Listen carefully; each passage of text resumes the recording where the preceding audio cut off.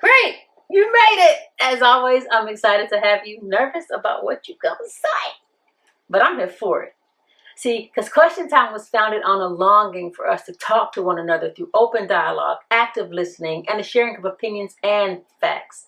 See, we strive to move past the texting and get back to the good old days. You know, the days where audible words were used to convey a message and talk to people. I know, it's scary, but we can do it together.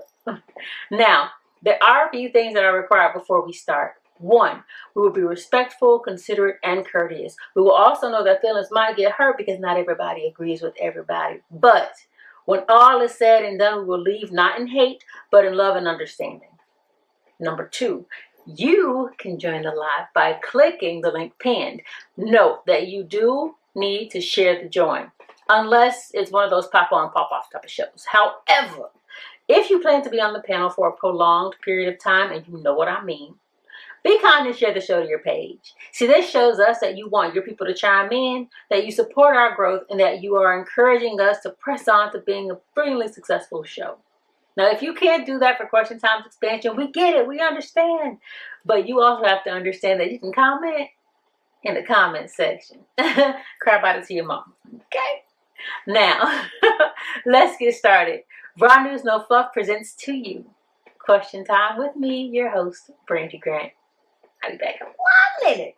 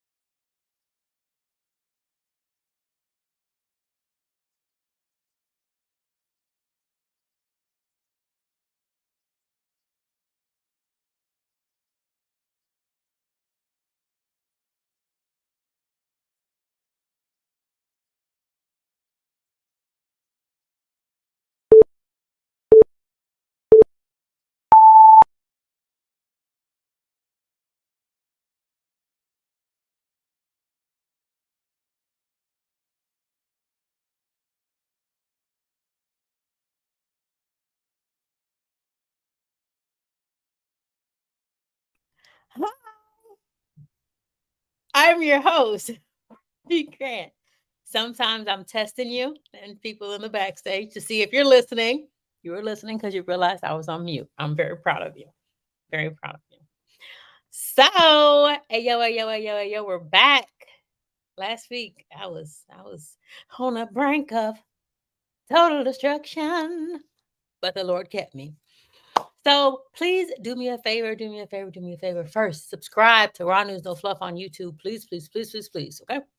Trying to get to 5,000 followers so I can subscribers so I can run this run walk, more walk than run, this 5K.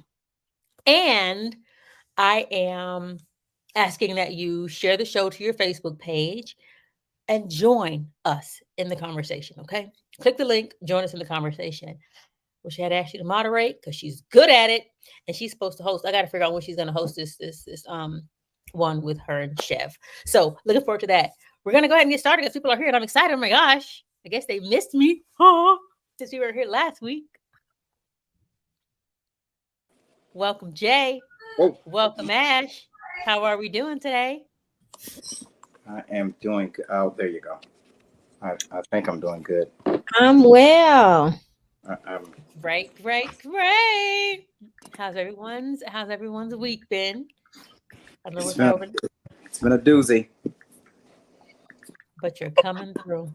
I'm coming through. I think I am really close to this. I'm trying to give me. That's okay. You'll figure it out. Ash, any news to share? No, life is good though. I'm excited to be back. I'm excited. Question time. Seems like it's been forever. I feel like it has to, girl. Okay, Okay. I think Ash I'm. is gonna come back, and that's cool. We'll let her do what she's gonna do, and she'll get right. So, have you heard about all of this Nicki Minaj debacle? It has actually been very depressing. This is real rude. Depressing for whom? You know, I feel like that's a man beard thing. That's what y'all normally do. Have brushes in weird places and picks. Like, Yeah. it's like, okay, then you call us a divas anyway. All right. It's been very depressing for many reasons. The main reason it's been depressing is to see two black women who represent two different generations who obtained a certain level of success. I think because there wasn't a knowledge that they were beefing, it seems like it's a bomb. Your eyebrows are fleeked out, little mama. Wow. Say that record. Thank you. Yeah, but I think so. So it feels like sudden dysfunctional family to me, which I think is sad for the culture. I feel like Nikki. First, she beefed with Cardi B. Then she beefed with First she beefed with Lil Kim, I think. Then she beefed with Cardi B, and then she beefed with somebody, Remy Ma, and then she beefed with. She's just beefing, but I think she's doing it to stay relevant or to be relevant. At this point, it's to stay relevant because when Cardi B came in, she really had to step her game up because she hadn't had a good CD since Pink Friday. Yeah, but I don't think I remember Nicki Minaj hitting the scene 07, 08. I think that 15 years in the game or even 10 years ahead of someone is not a matter of you having to be relevant, because I think your role should change to mentor. I think Nicki Minaj is on drugs. I do believe that she Just went and left. yeah, yeah, Okay. I do believe she's on drugs. I don't think she's doing it to be relevant. I think there's something wrong with her because she's not competing with Meg Thee Stallion, because there's a generation they're not Nicki fans. Yeah. That's what I say. She's beefing because these youngins coming through and she don't know how to be relevant. And I think that was a part of her beef with Lil Kim. Like, I thought it was funny when she said she's Barbie. And I'm like, has nobody ever heard Black Barbie dressed in Bulgari trying to leave in somebody's Ferrari? Because Lil Kim, I know Lil Kim is the original Barbie. She could make a Sprite can't disappear in her mouth. You hear what I'm saying? Who can do that? That's what Lil Kim said. Hey Siri, can you call little Kim? Oh, my mic's not muted. Right.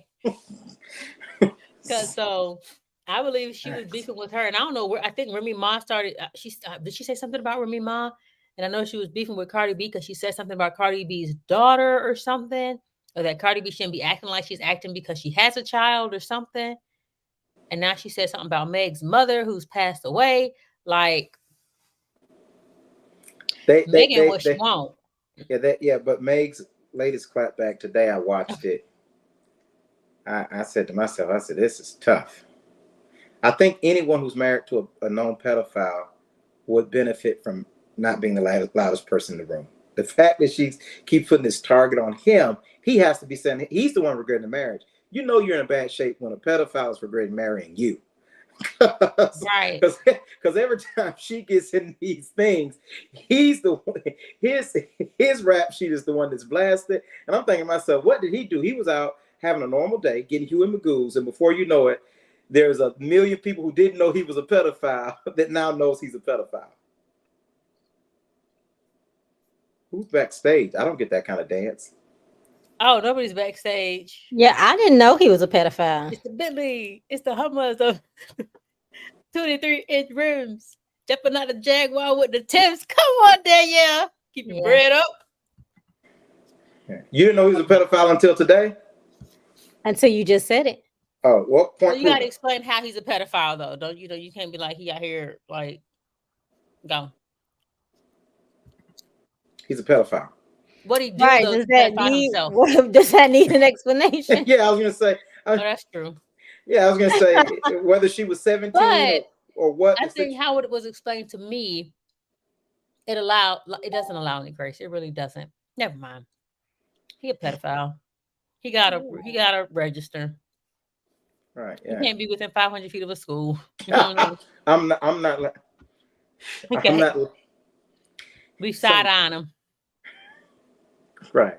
Mm. Yeah. But I think Nikki needs to, and she came back with this trash, like, rebut. It wasn't like Jay-Z and Nas. Like, it wasn't super, what was Jay-Z's? Super something, and then Nas's Ether. It wasn't Biggs, whatever he had. And this is how you know who won the battle. And it wasn't Tupac Hit 'Em Up. Because you remember the names of the ether and the hit 'em up, right? The ones that murked. Merc. But she came back and it was like, right. She came back and it was really, really trash. And he thinks he's a thug. So what would you suggest? I'm sure neither of you have heard the claps. Why are you sure that I haven't heard the claps?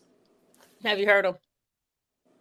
I heard Megan's clap back today. I didn't hear his though, the original, and I didn't hear when she Oh, so talked. I didn't even hear. No, she had another one. I was gonna ask, should she say anything? I felt like she shouldn't say anything. Who?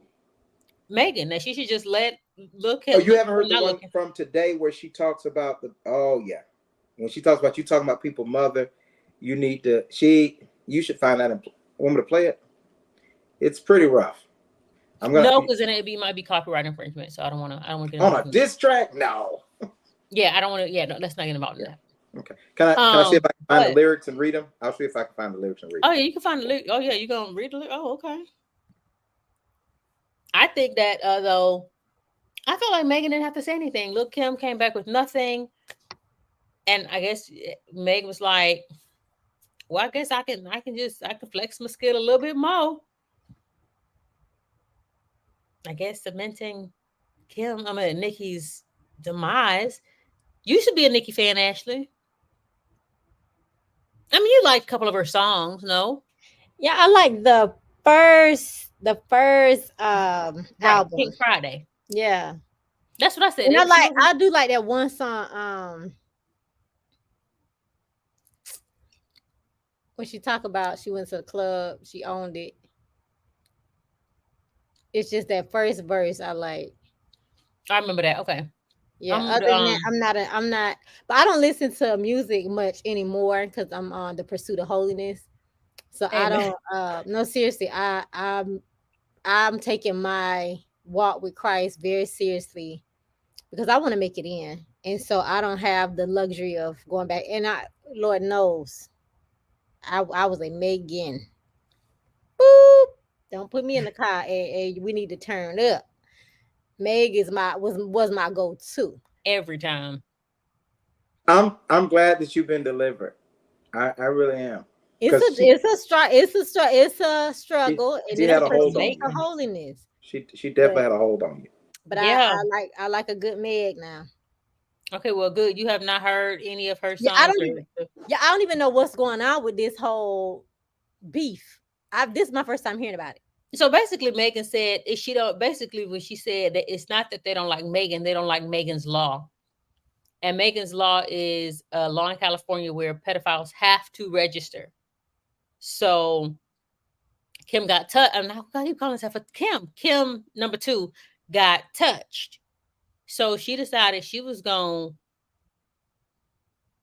to write something that wasn't good at all in response to it. And now they have like this whole beef going. But Nikki's had so many beefs. It's like, dude, you're just trying to be relevant at this point. Yeah.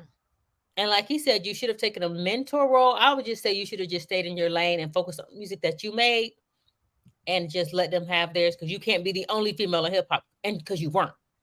Right. I can't find the newest things, but I think to that point, I see Nicki Minaj as someone, and I have to give a church analogy. I see her as the preacher that doesn't know it's your time. Your time is up. You know, you got a young man working with you, because Megan Thee Stallion did enlarge Nicki's profile for a certain generation.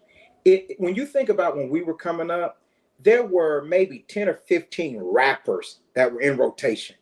Now, because of the internet, there are a lot of people that are popular that you and I don't know, but I mean they have millions of fans. So there are a lot of people who were not exposed to Nicki Minaj that got exposed to her because of her collabs with Meg Thee Stallion. So again, it befuddles me that she would come out and attack her. I would love to hear the backstory though.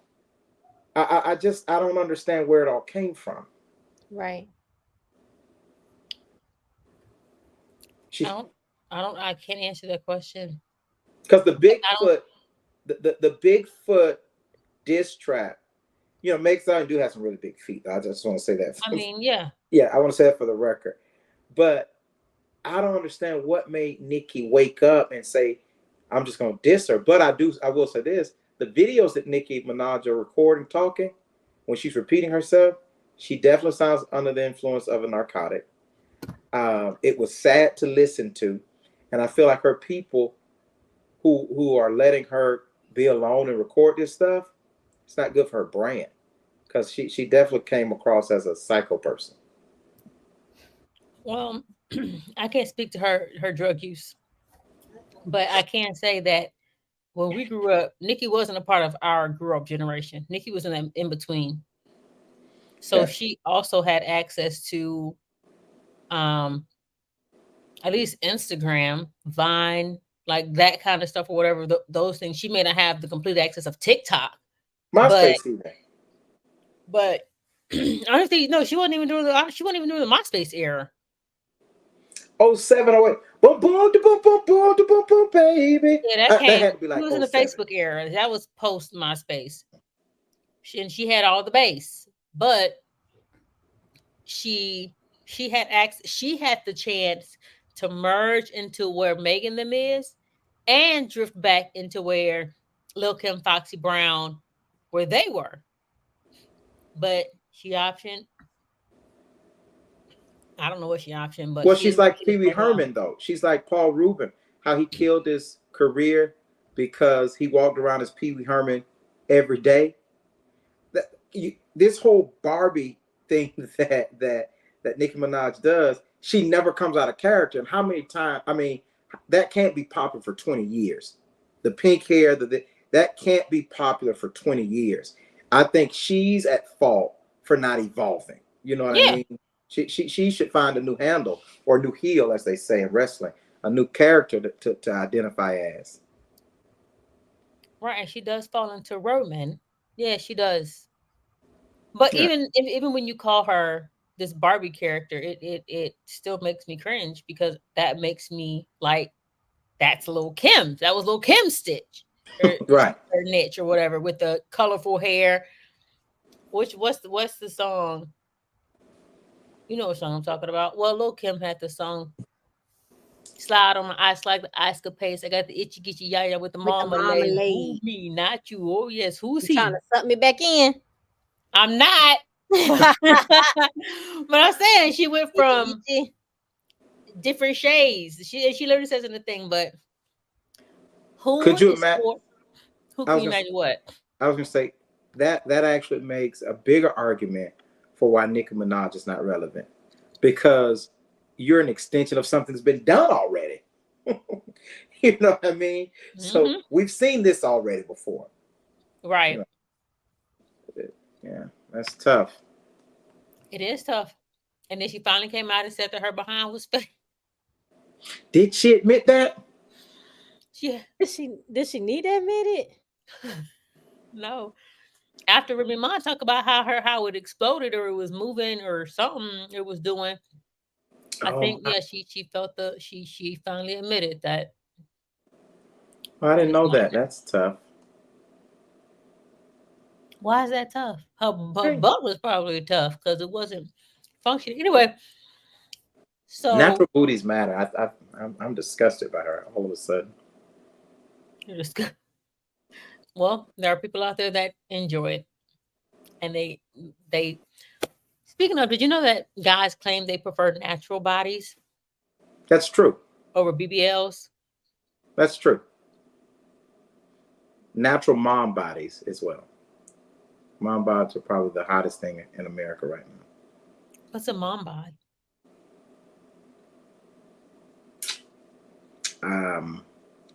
the body of someone who's had a kid or 2 or 10. Not, oh, yeah, I mean, I don't want to keep going. So stretch marks and a little sagation every now and there. That, Here that and there. kangaroo, I don't have stretch marks. that And I have kangaroo, 4 children. that kangaroo pouch. I don't got that either. Okay. But I got a little pudge. But that's just because I eat ice cream, which I'm about to give me some Jeremiah's. That's my next step in this pursuit of holiness to cut that back. But To get you some Jeremiah's? yeah, because I can't be eating all this sweets, y'all. You said, oh, that's the next thing you're getting rid of. It sounded like that's the next thing you were going to pick up tonight. Right.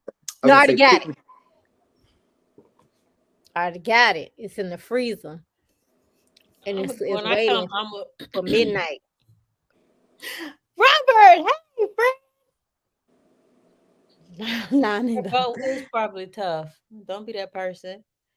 Stretch marks, saggy boobs. I guess that's mom bods. Okay. Who said that? Flapjacks. Danielle. Robert, click the link and join. Click the link and join. Come on here because we're about to talk 50-50 relationships. So Look how this crazy in my beard. I'm sorry, I thought it was.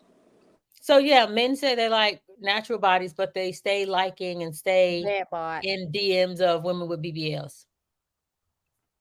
Something's not adding up. I saw a video today actually, and it's talking about the BBLs and how men don't like that, and how that's women are doing that for themselves. And if your man is co-signing or encourage you to get one, he don't like you. Like he really just does not like you. If he's okay with it. Country Wayne, when he was yes, I posted that. Country Wayne, when he was on Shannon Sharp's show, he talked about it. He paid for a girl's BBL and then dumped her.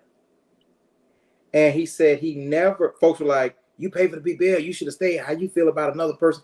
And he said, I never wanted it. He said she wanted it for her. And I said that about eyelashes. I literally seen a girl the other day. Her eyelashes looked like she cut off all Ashley's dreads and glued them onto her eyes. Her eyelashes had dread. That's exactly what they looked like. A whole bunch of them. They can't even open their eyes. Right. I'm gonna add that real quick. I just have never ever. I just have never ever had a man say anything positive or negative about a female's eyelashes. They do that to compete with other women because women have made women feel like that's what you need. No, before we get into this 50-50 relationship thing, no, it's because dudes always talk about how long people's eyelashes are. Now they have gotten it to the extreme. They have gone to the friggin' extreme. But as my surveying has gone, those females are in relationships. A dude likes your nails to be done, but he only likes that because it's a sexual attraction. There is some, a dude likes that. But eyelashes, I noticed your eyebrows tonight. Brandon complimented you on them, and now I gotta make them thicker. And he may be he may be okay, but it a lot of this stuff, this body stuff, women doing that to compete with each other. They're not doing that. I want to say this. So first off, Country Wayne said when he would pay for the girl to get the BBL, he knew they weren't going to be together. He said he got it because that's what she wanted, but he knew that we ain't together. The fact that she even asking because she doesn't like herself. Mm-hmm. And he said the most attractive thing is your self-confidence. You doing it for yourself will draw me in because you can't give nothing to me if you're not whole. So he said he got that because he's like, money is money and she could do whatever she wants, Mm-hmm. But because Brandy made a comment, those women are in relationships. They're not in healthy relationships. I mean, because let me say, I don't know, they could be. Some of them are not.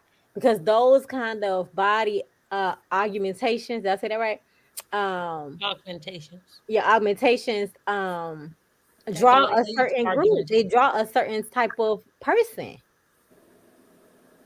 His character is flawed. I feel I wouldn't want nobody that wants that.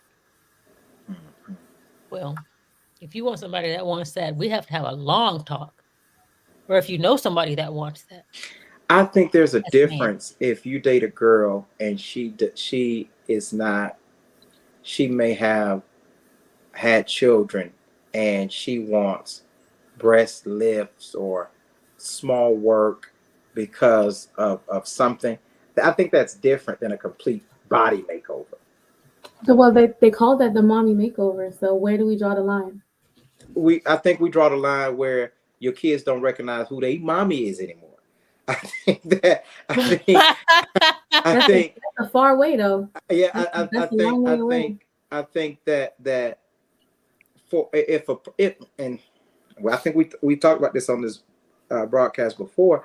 I think if a man doesn't wake up and he's not attracted to you or turned on by you with how you are today, that if it's the point where he's suggesting and he's overly accepting of, he should be talking you out of it. Oh, I want to get this done.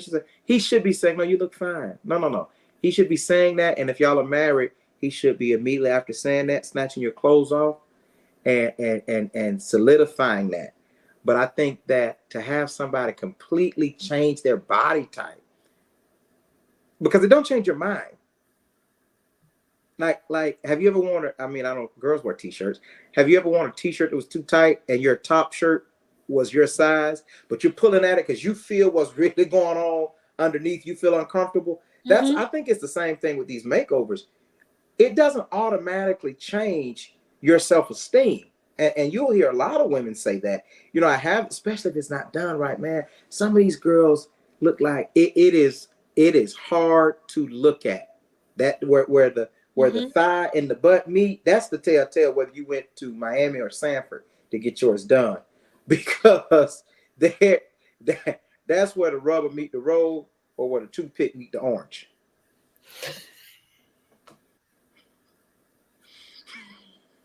We're not gonna let you talk no more. With a toothpick.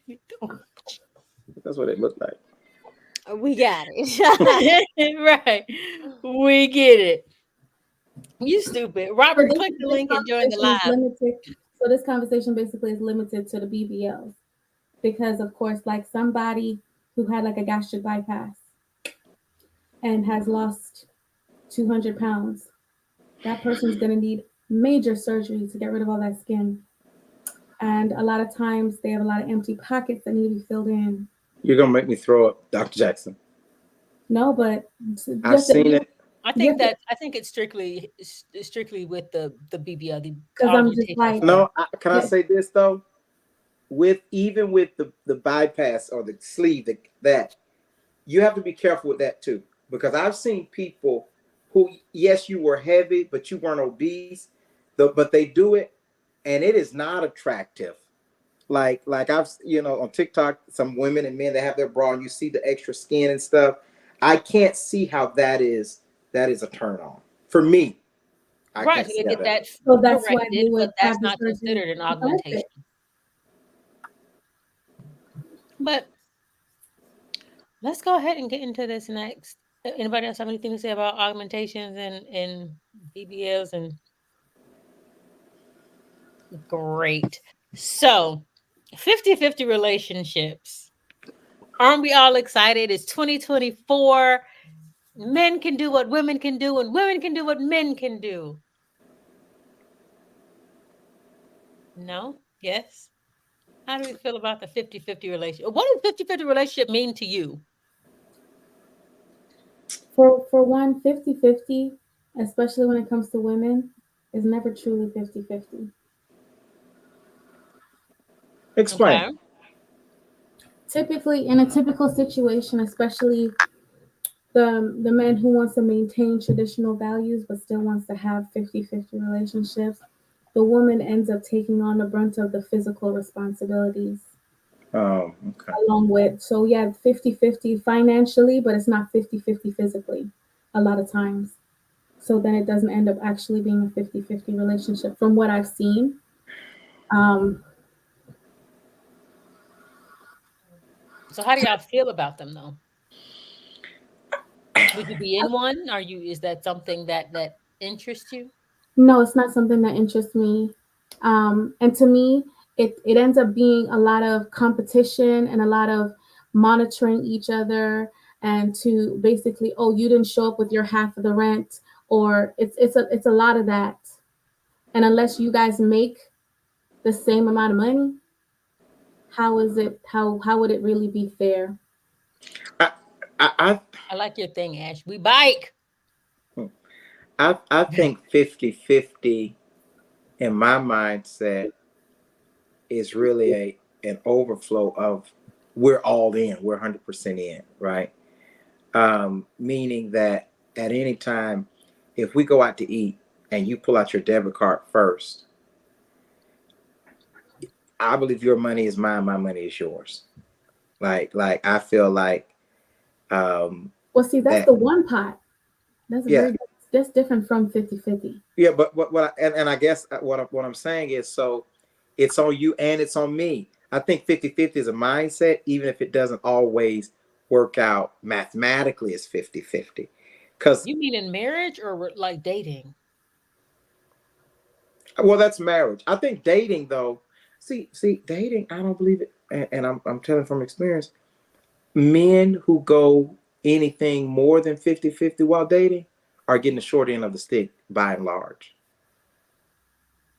By and large, if they're dating and a man is going more than 50-50, he's getting the short end of the stick. And when I say dating, we're in two And you different talk about houses. financially, just to level that out. Is that just financially? Well, if we're dating living together, so we need to No, reduce this no, down a no. little more. Are we dating together, dating and living separately? Because what would be the benefit for a man to do more than 50-50 while dating?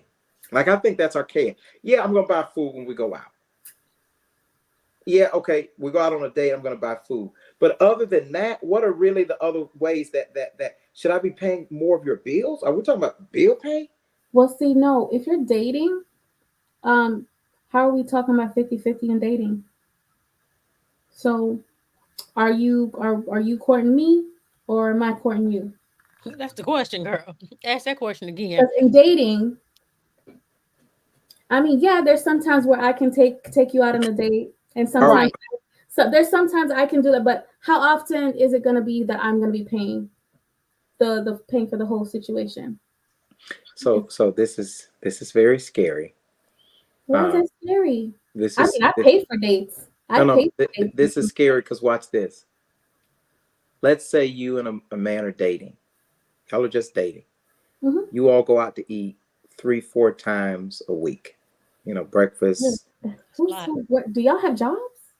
Right. That's a lot. Yeah, dog. I've been in relationships where if you're hanging out almost every, you gotta eat breakfast, lunch, and dinner. I've been in relationships where you can go out 2-3 times a day for a week. Anyway, all I'm saying is if he's always paying, that adds up, right? And vice Let's versa. put and vice versa. So let's put the finances to the side. What I'm saying is, what does that look like if we go out to eat? Let's say we spend $150 a week in food out to eat restaurants, We and Mm-hmm. I'm or he. Go ahead. Keep going. he does that. He's at $600 a month, and we're just dating for out to eat. What does that look like? What does that man get in return if you are living separately? Not a thing. I had a dude that I dated in college. When we broke up, he said, and I quote, I ain't never want to hit nobody with my car. And he said that to me. He said, I was shocked. He was on the phone.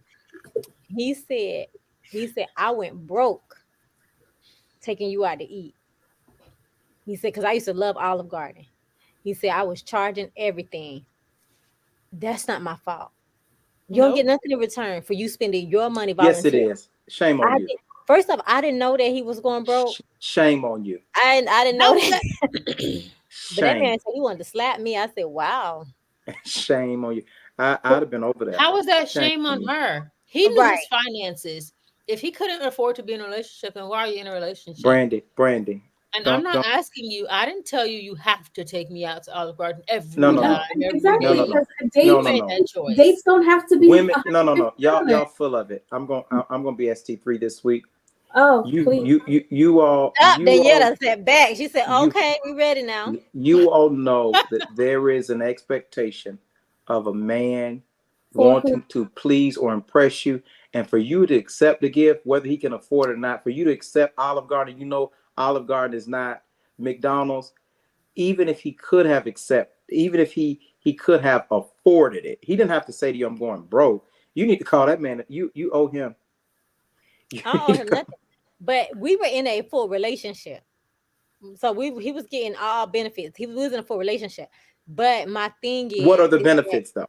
Because that was the question. not all benefits as in because you pay for something, I'm gonna give you my body. I'm just saying we was in a No, no, I relationship. didn't. I didn't. I He didn't. No, didn't no, I have didn't mean to. that. I want to say that over. Not because how you took it or how I think you took it. I want to say that over. He didn't have to take me to Olive Garden every time. He just knew that was my favorite restaurant and he was trying to please me. I also ate at Salem's. I ate at that's kind of expensive too. But I ate at other places. I didn't eat at It, McDonald's, but I ate at other places. He the one who kept picking Olive Garden. let me I ask didn't you know this. he was broke. And when I I didn't date, know. he doesn't always have to take me out to dinner, like, because sometimes I cook. Sometimes I cook. So Bingo, bango. and sometimes we just go out for ice cream. So he don't have to be spending $150 a week. And really and truly, that's his choice. And you can Exactly. impress me other ways without spending exorbitant amounts of money. So that's a choice. And It for really me, it's is. like you could easily cook something and go on a picnic, That my guy. and let me We tell don't Yeah, you, have yeah, to go to yeah, all the yeah, places I like yeah, to eat because I ain't yeah, gonna lie, I like to eat at expensive. I like good yeah, food. I like yeah, yeah, seafood. yeah. Right, y'all are the problem. No, we're Y'all the answer. y'all are the problem. And Brandy, I hate to put our personal business out here. Y'all are the problem. Y'all are the problem. I'm not gonna put our personal business out here. please How, do. how, what? I'm not gonna do it, Brandy. But no, I don't I, know what I it is. So no. But I think for one man that's tough. For a man to say I'm gonna do more than 50-50 in dating, food, you work around the house when I'm over there or whatever. And I think Danielle, to that point, I want to go back to something you said. You said that a woman always gives more than 50 because she ends up doing work around the house. And maybe this is unique to me and my brothers. I've never been in a relationship where a woman did more work around the house than me. Mm. Never, never, not one time And that have I is been. unique to you and your brothers very. because that's not something typical. I Because couldn't imagine a woman all sitting. right, I couldn't imagine a woman being with a man who did not do anything around the house. I just don't know. I wish I had It's that not for that you. he okay, doesn't do it's anything not that around he the does house. It's that nothing. women do the majority of. It's not that he does nothing, but how often are you cutting the lawn? Because they want to put that, okay, oh, well, I do the lawn and I do, but those things are not frequent. Cleaning the house is every day, cooking is every day, taking care of the kids is every day, helping them with their homework, making sure they're ready. He go to Taking work, care of he come you. home, I go to work, I come home, but I'm making sure that his dinner is ready and he's taken care of. And then I clean up afterwards. That's not 50-50. And I like cooking, so we don't have to go out all the time. We don't, and that's the thing. Because and when I date, I cook. When I date, I cook. No, I'm We're not When going saying on. we're gonna go out. And We're now going. I'm talking about in a relationship, not like I'm dating Bob, Bill, and Keto. yeah, because not everybody Like gets I'm talking about not he and everybody I gets are in a to come for you. relationship. We're going on a cruise. I said, let's go on a cruise. I want you to go with me. I got to pay for the whole cruise. My bags are packed. Are you inviting me? Yes. Who? Yes. Okay, so if you're inviting, because if I'm inviting you on a cruise, I'm paying. Danielle, you let me. I'm gonna That's send why you I don't invite something. nobody on the cruise. 'Cause, like legit. Because I get like free cruises and all this different stuff all the time. So if I give Girl, you, why we ain't been going to focus, Brandy? Okay. Holy Spirit, activate. So it's like it, stuff like that where you pay like, pay like $1,000 and you get to bring five, whatever. So, but if I invite you on a cruise, okay, who's inviting? Right. If just like you, if you're taking me out on a date, who's paying? If I invite you out, if I say, hey, let's go to this place, then I'm paying. But a lot of times guys won't allow you to pay. Yeah, but so let me ask you this then. If I'm not inviting you out because I can't afford to, is the relationship over too then? No. Repeat that. So she said if you're not inviting me out because you're a girl and you don't like to pay that often, and let's say it's been 2-3 weeks, we haven't done anything, we haven't went out to eat because right now I'm not in a place where I can feed you and this, that, and other. Is the relationship over? How long does a guy have not to invite you out because he can't afford to before the relationship's over? He's not costing you anything, but he's just not spending anything on you either. How long does he have before the relationship's over? My relationship with you is not based on finances alone. So I'm not, see, I guess maybe I'm different, but that y'all ain't been out in a month. Money is tight. You want to dress up. I haven't been out on a date with my boyfriend in a month, and it doesn't bother me. He's still your boyfriend. I want to go out. Yes. What do you mean you want to go out? So you can't wait a month? I mean, it's been a month that we haven't gone anywhere. Okay, you say what that. are you saving for? Like, okay, are you just broke, or what are you saving for? Like, I need answers. Okay, so let me ask you this. You say you want to go out. You say, hey, I want to go out this Friday. Is that an invite for him? It's on you, or you expect an invite for him to ask me out and pay? Period. Yeah. Yeah. See, I'm telling you, that's tough, man. But again, what are the reasons for it for not? Let me ask this. Do you think 50-50 relationships can work? Do you think they work? I think they can work. Yeah. They can work. Yeah, I think they can work. They can work. Okay, for the majority, would they work? Yes.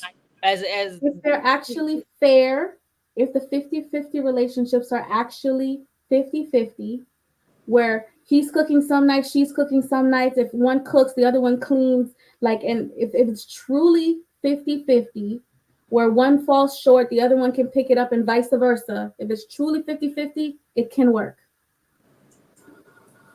Because I've seen it work. There are couples I know that do 50-50. But the vast majority of 50-50 relationships do not work.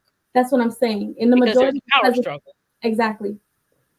And then a lot of counting each other's pennies. Exactly. And weighing each other's contribution to the relationship. Exactly. Because if you tell me you're in a relationship, I'm washing 4 plates and you washing 4. Oh yeah. Okay. Because there's 50-50 and then there's the one pot or all in. There's 2 separate things. To me, those are 2 separate things. That's not 50-50. There's a 100-100 relationship. Right. Versus the 50-50 relationship. 50-50, we are at each other's neck and we are trying to match. 100 means both of y'all are in 100% one pot. I think that the 50-50 though is problematic because those same kind of ideologies translate to how we deal with children. If I come to a relationship with 1 child or 2 children, you come with 1 child or 2 children, that means I'm saying, okay, I bought my kids Frosted Flakes. Your kids got Fruit Loops on the top of the refrigerator. Now I'm telling you, hey, you ain't about a fruit. That's not a relationship. That's why I say 50-50. Yeah, that's weird to me. One pot me. So ladies, if you're looking to get in the pot with me. So if someone approached you and they're like, hey, I really like you, I'm vibing you, but I want to be in a 50-50 relationship, what say ye? I need for you to define what 50-50 means for you. That's basically, I need for definitions, because some people will say 50-50, but they actually mean 100-100. So I need for you to actually define what this is. What are we talking about financially? What are we talking about, investment wise into the relationship? I need that to be broken down, what that means 50-50. Even with the definition. One date, then suddenly it's my turn to pay for the date automatically. Like, what does that look like? I need for you to show me what that looks like. Because I think I like where you're about to go, Jay. What happened? I was gonna say, I think to conjure up an ability to do 50-50 would be weird. Even if the relationship, if you came to me like that, I would still lose because I don't think I'm built for 50-50. I would be trying to give you 100 anyway. I'm a giver naturally.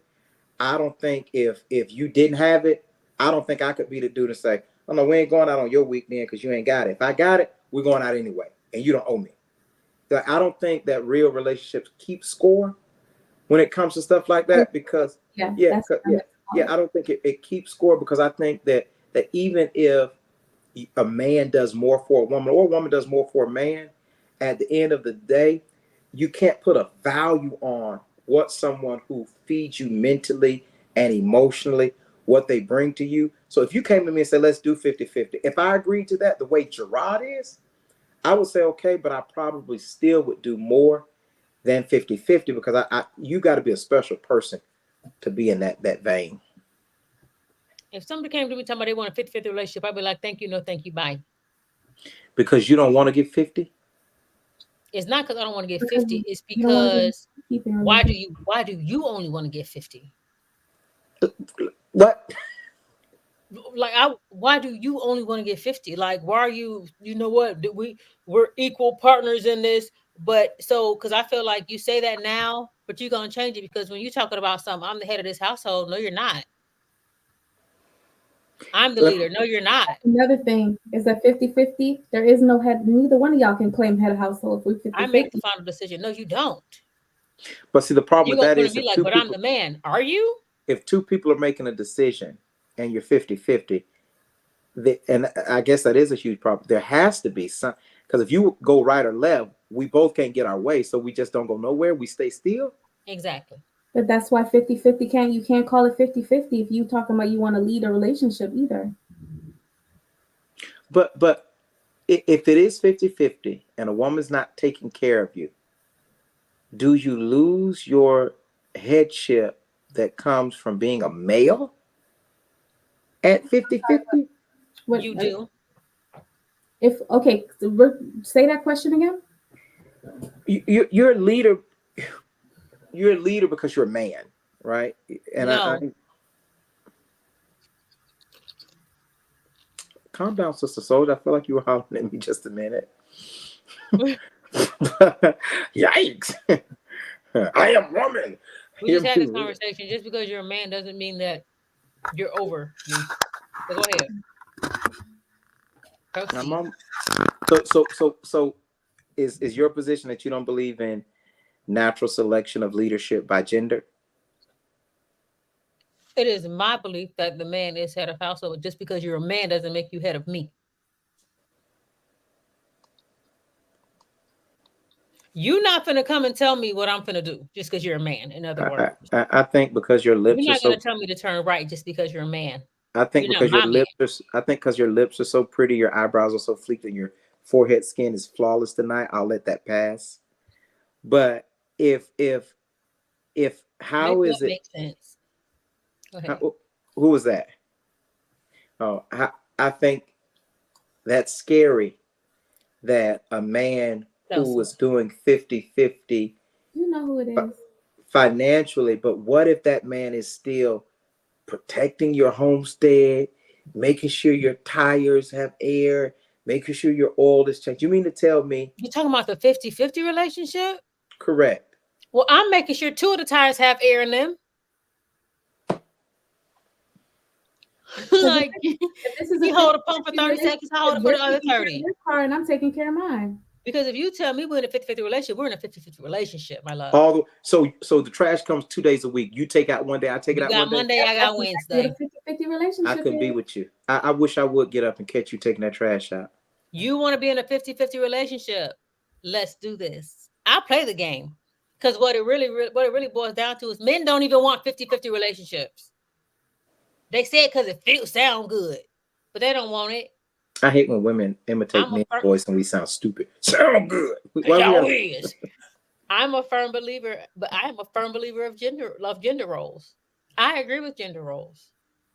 You play your part, I'm gonna play mine. That's how a team works. We all can't be quarterbacks. We all can't call heads or tails. You can't be the point guard while I'm point guarding. You can't receive the ball when I'm receiving the ball. Like who's throwing it? I think this is scary.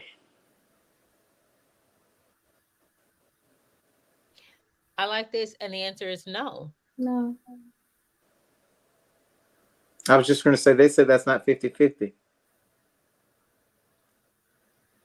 I have to agree with you, Stelson. Yeah, the quarterback does tell the team what play to do, but if we 50-50, we both quarterback in this. I think as someone who studies socioeconomic patterns in the Black community, I think that this is depressing as a Black man, because the average go ahead. the average Black man is not in a position to give an educated Black woman the life she wants unless he has a really good job, or unless she helps him at some point. So the idea that until he's able to do more than 50-50, he's not honored as the head of his relationship is scary. What are you talking about? We didn't say that. You putting it just on their finances. This is why I said we got to define what 50-50 is. Yeah. And even if you put it on the finances, me as your woman, I should be helping you maintain your finances. I'm not taking advantage of you. I'm not taking advantage of your finances. But until I can do 60-40, you're not taking no instructions either. Until where is this? What is this percentage? At what percentage do you submit? What you're failing to realize that women will always, if I'm going to say, if she's a woman worth her weight, women will always be doing more than 50%. Because we're taking care of you, we're taking care of kids, we're taking care of house. We still have to work. We're doing our job. Men be so focused on paying the bills. I gotta pay the light bill and the bill. Okay. But see, maybe something wrong with me. I call bacon strips on that. You are not taking care of the children by yourself. If you're with a man, and ladies, listen, let me talk into this camera on this iPad because it's to my side. If you're with a man, and even if he is paying more than 50% financially, but you find yourself taking care of your house and your children by yourself, you need another man. This is mind-blowing to me. This is mind-blowing to me that you can be with a woman and she's working, and yet she's in charge of cooking, cleaning, and taking care of the children for the most part of it. I know so many women like this. I know a lot of women. I find that hard to believe. Okay. I find it hard to believe that a man could see a woman helping him pay bills, and he can come home and know she worked too, and he can sit down. He cannot put the rice on. He could not put the chicken in, or he could not be bathing the children or doing. That is insane. I call bacon. I don't believe that. You can call bacon strips all you want. I don't believe that. But I know so many relationships like that. So many. Women should be beating my door down. I can't believe that that's possible. That's hard to believe. That's why, and that's a reason why there are so many single women, because they're like, I can do bad all by myself. First of all, right. I can actually do better by myself. An additional child, because now you're an additional child that I have to take care of. Ash, you've been quiet. What are your thoughts over there? I feel I think that the 50-50 is like the way things are going, but I'm a traditional type of woman, so I like the tradition. But yeah, I think it's I don't know. Sometimes I feel like it's just get along to get along, like just go with the flow, just to be with somebody, I guess. But I don't think that that's my style relationship. I hope I answered the question. Huh? Yeah, and speaking of the traditional part of it, men want the traditional relationship, but they don't want the traditional. They want the modern. They want the benefits of modern with the traditional. Women don't either, though. Women don't either. Y'all don't want a man. Y'all don't want a man to tell you what to cook, and when it's not cooked to perfection, he take it and throw it against the wall. Y'all don't want a man to beat you. What kind of relationship? What kind of tradition is that, sir? Wait. I'm just talking about his history. Y'all don't want the tradition where a man's. No. That was in America. Go ahead. That all of us can think of our grandparents or our great grandparents that women didn't work and the man worked. He ran his house. There were a lot in black culture. It was so bad. Let me talk about my family. Right, Please do. because My- my granddad never thrown no plate to my I can't grandma. relate. My grandfather was a terrible drunk Friday through Sunday. He was a great breadwinner, built houses, took care of my grandma and the 6 children I had at home. He beat my grandma, he beat the children, but guess what? Because he was the breadwinner, 100%, it was his way or no way. And even when he left her and those 6 children for a mistress, my grandma fought for him because she needed that man. The traditional way, if I pay 100%, you're going to do what I tell you. If I tell you I want a pork steak and white rice with corn on the cob on Tuesday, that's what better be cooked on Tuesday. That comes with that too. If I tell you, hey, listen, that dress is too short, or you can't go out with Brenda and them this weekend. Guess what? Smile, go do a puzzle, find something happy to do in the house.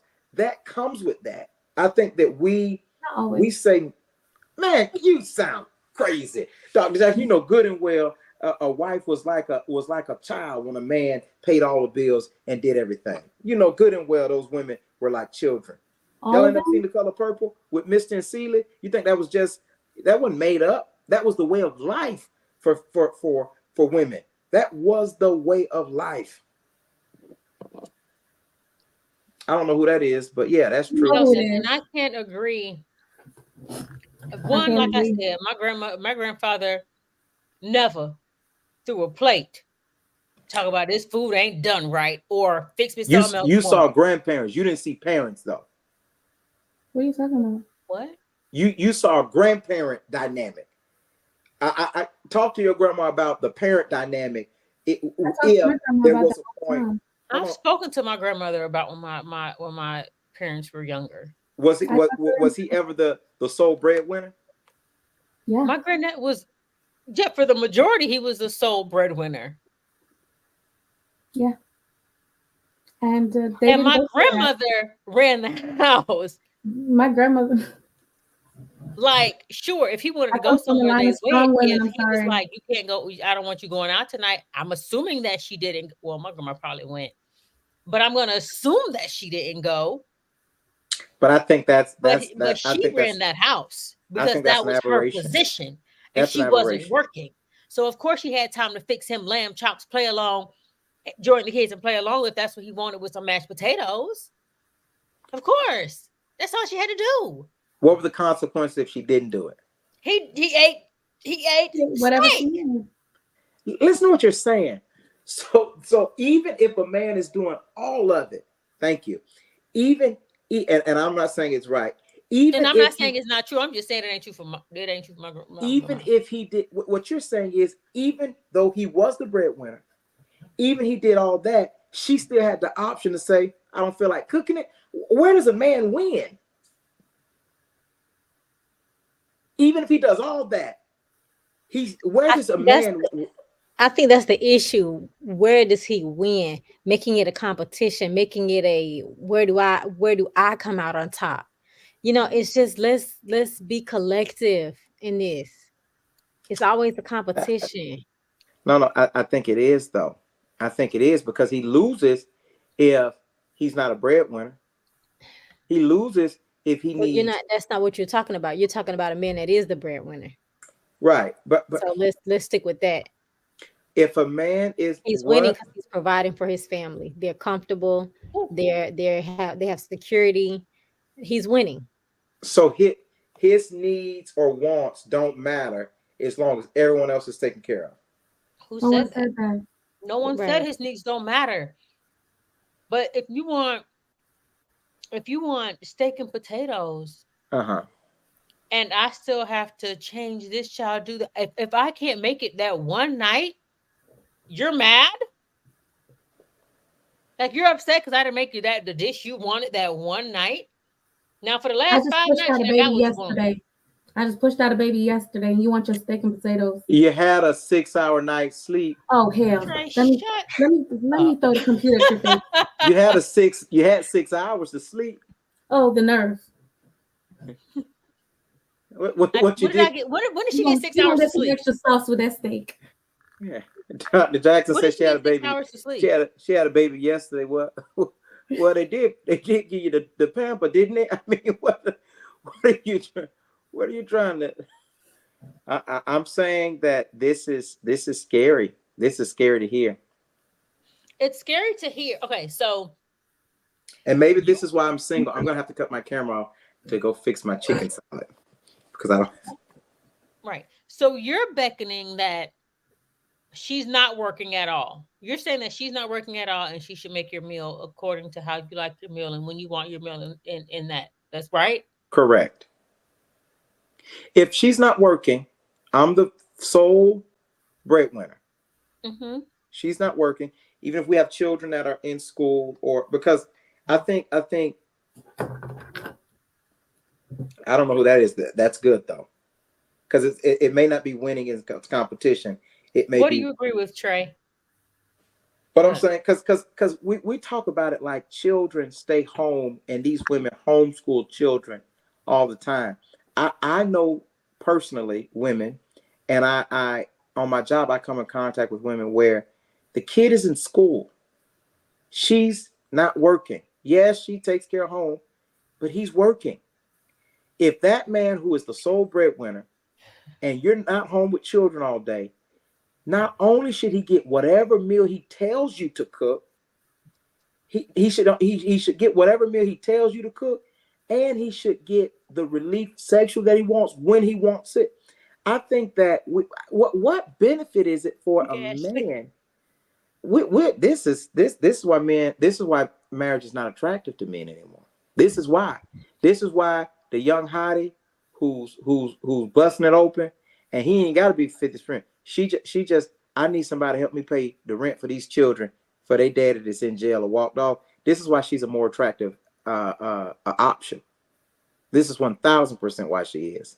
No, she's a more attractive option because she's easy. Period. That's it. She's just easy. Put preach under mine. How about that? Y'all want easy. It's just And ridiculous. and Turn then your camera like off. and then and then like you want your meal cooked a certain I do believe that if I'm not working, if all I have to do is take care of the household, sure, I'll cook your food. I got you. Got you. But when I need to get out the house, when I need time to myself, then I'm gonna take that time. And then to tell me I should you better make what I want and give me sex when I want. Are you a slave driver or are you my husband? Like are you my guy? Like what like I'm That's what I was listening to too. I'm like, do you guys even like each other at this point? Or like do y'all even do y'all even want to be together at this point? Because it just sounds like you don't right. even care how she feels. You don't even care how she think at all. All you want is I, you want a maid with benefits. Canton, I don't even understand what that means. So difficulty with an attractive woman makes the other options easy. No, I think he's talking about my comment. I'm saying based on what Jay was saying, she just wants somebody to help pay her rent because she has all these children. So she's willing to be his sex toy. That's what I'm talking about as easy. And she's an easy lay down. It's not, it has nothing to do with the difficulty of another woman. You just want it easy. Right. He said that's false. We want mutual understanding. Okay. I mean, I get that. But mutual understanding is not what Jay said. Jay, there was no mutual anything there. Is I get Mutual what I understanding want when what? I want it. Where's a mutual anything? Right. And the mutual understanding is I don't want nothing from you but sex, and my wife is getting on my nerves, so we're not gonna be together. That's a mutual understanding. And then 50-50 or him being I think that we need to express like Okay, you can't expect certain things. I mean, you can do whatever you want, But for the expectation to be the woman cooks and cleans and still works and yada yada, that doesn't make any sense in a 50-50 where I'm expected or she's expected to still do her female duties. It's like, come on, what are you talking about? So what exactly is mutual from a woman's perspective? I think Compromise, discussion, like there, give options. It's not, oh, my way, like it just sounds like a dictatorship. Very much. I think one, click the link, Canton, so we can see your face and hear your voice. And number two, I think mutual differs based on the relationship. So if it's 100% or traditional, he's going out and working, I'm cooking, I'm cleaning. If that's what we decide, that's mutual. But if it's 50-50, I might cook Monday, Wednesday, Friday. You can handle the rest. That's, to me, that's mutual. Like we're both benefiting. We're both putting in the same amount of work, the same amount of effort. So it just depends on what kind of relationship. We're doing 60-40. He's bringing in more of the money. Maybe I would, not maybe, but most likely she will be cooking more and doing more homely things based on whatever the relationship is. But I just don't think that it's the expectation that the man should win in every situation. Oh, well, you got to be able to bust it, open it wide on a handstand because I'm doing this. It's like, what? Don't degrade me because that's mutual to you. Like, are you kidding me? I'm not doing all that. And then another thing is y'all act like men are out here like having to till the field and having to literally work by the sweat of their brow. Some of these dudes are in offices and they're doing some Paperwork. light work compared to the olden days when like my grandfather was picking oranges in an orange field. Like that's labor intensive. So when he's coming home, he's tired, both mentally and physically. But y'all want us to work and clean and cook and give you sex whenever you want and don't have an opinion. Don't have an opinion. Don't argue with me. If I say the sky is green orange, you better say it is. Like, I'm not understanding. And then y'all, are we supposed to ask you for money too? Like, can I get an allowance of Balance. $2.50, please, so that I can go get a thing of lettuce for the kids? Like, what? And again, if it's a 50-50 relationship, expect 50-50. You gonna do half, I'm gonna do half. But don't tell me you're over this relationship when you're not. We both are. Figure that one out. If you're saying men have it easier than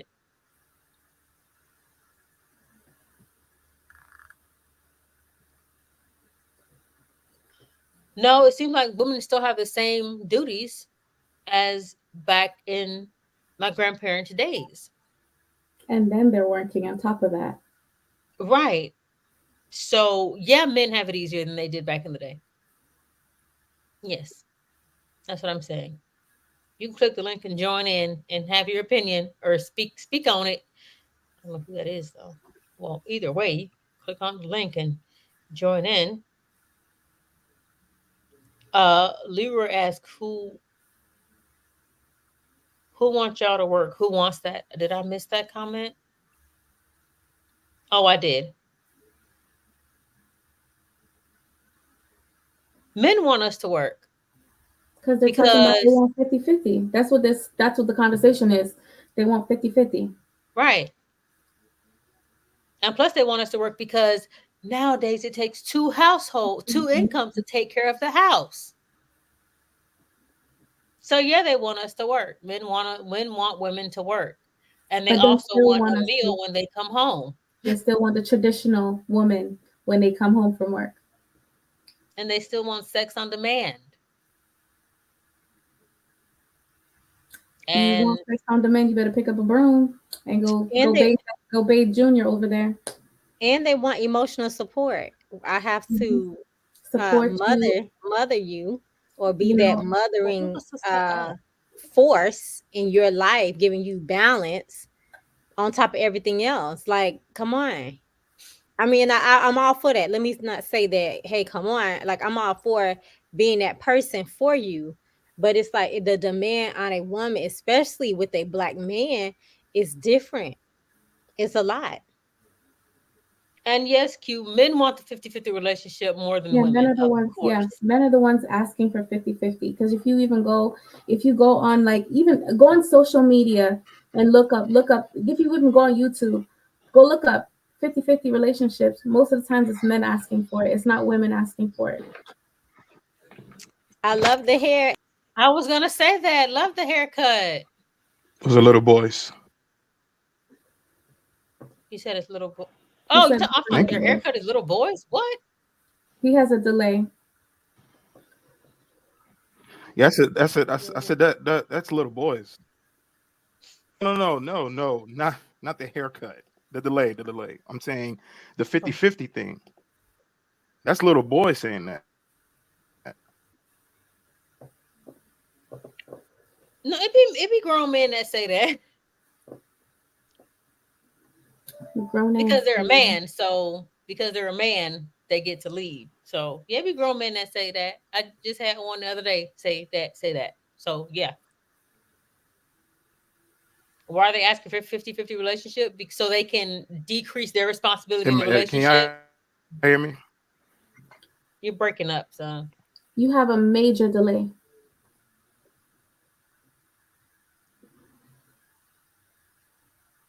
Hmm. Um, so they want the 50, they're asking for 50-50 because they want to decrease their responsibility in the relationship, but they still want to maintain the hierarchy of a relationship. That's why they're asking for 50-50 because they're weird. And I'm not for it. Because, as Well, Ashley mentioned before, they want to yeah, this is maintain. the thing that's interesting. I don't think personally.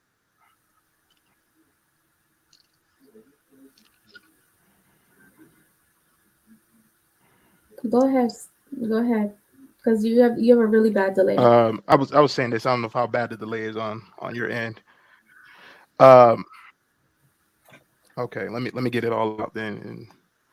And here's the thing that's interesting. I don't think men who are actually men and not portraying or acting to be men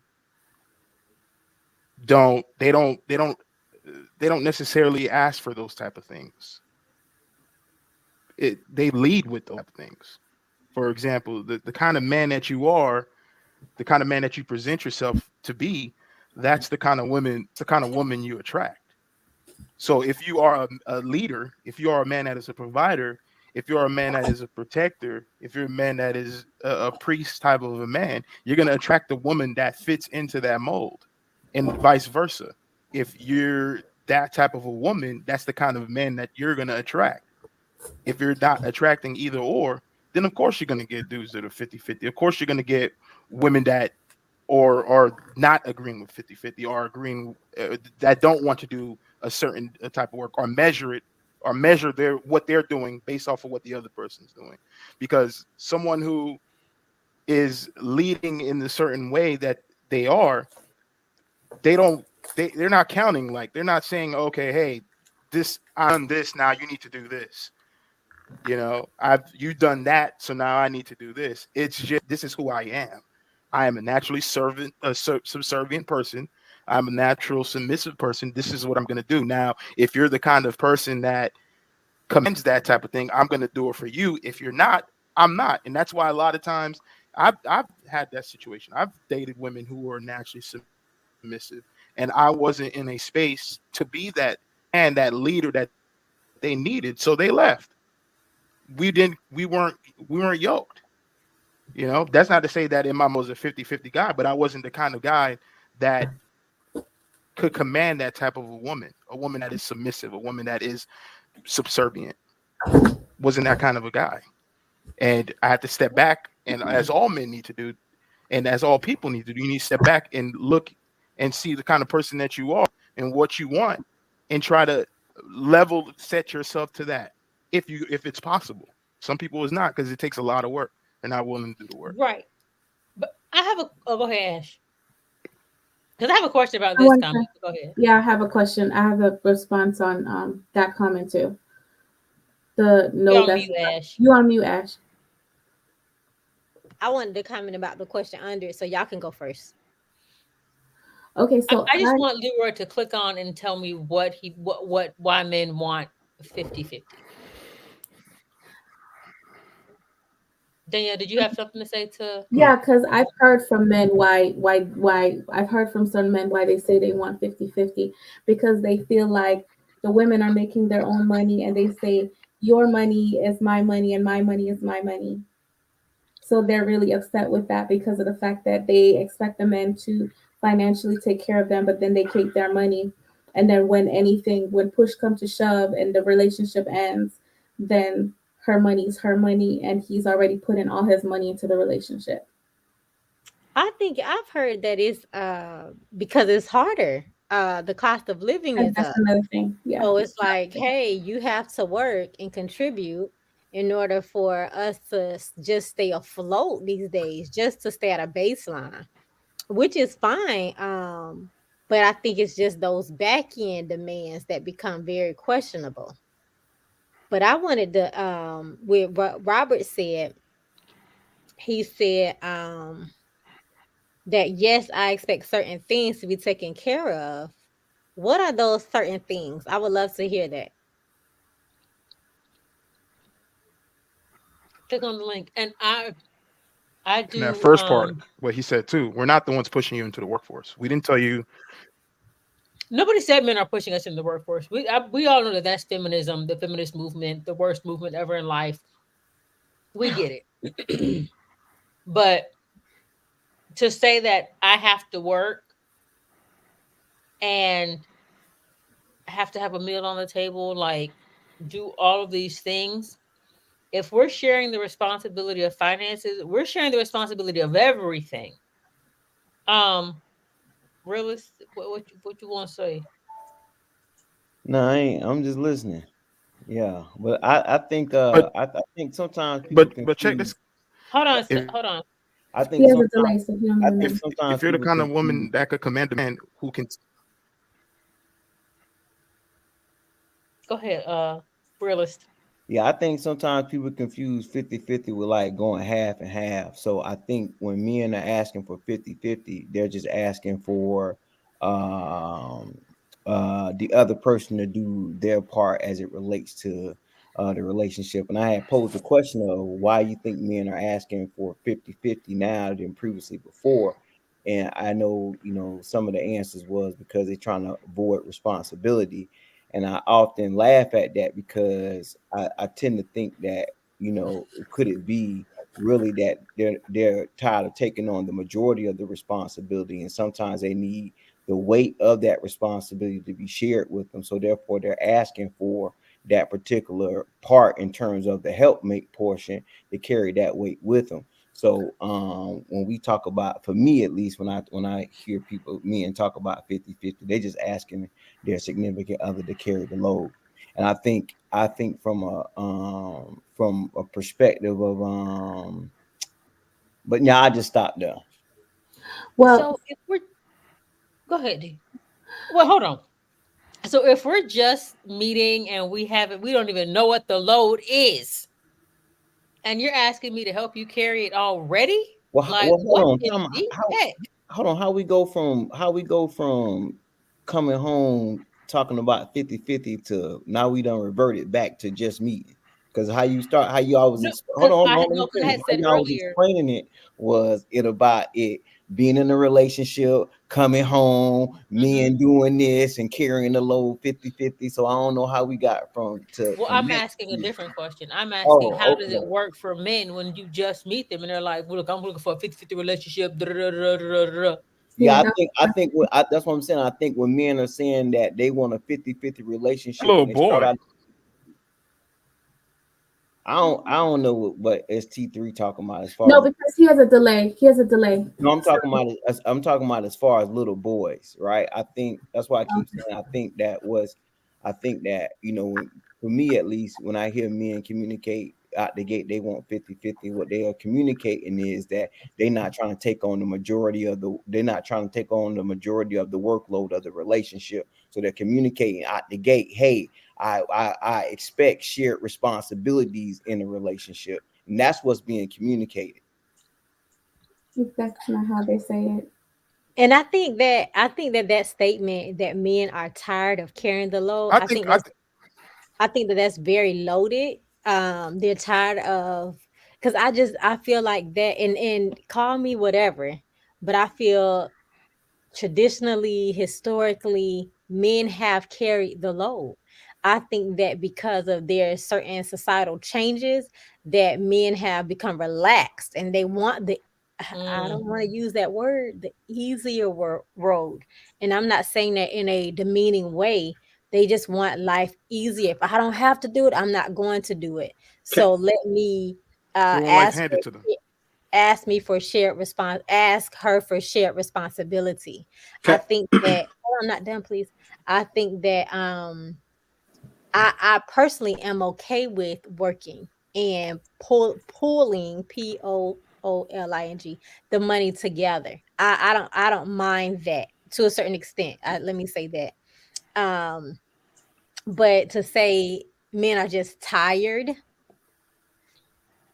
well, he said men are relaxed, women are too We lazy. lazy. I think Oh, he's missing a word. He said maybe women are saying we're too lazy. No, he's saying men are relaxed, women are relaxed, everybody's just lazy.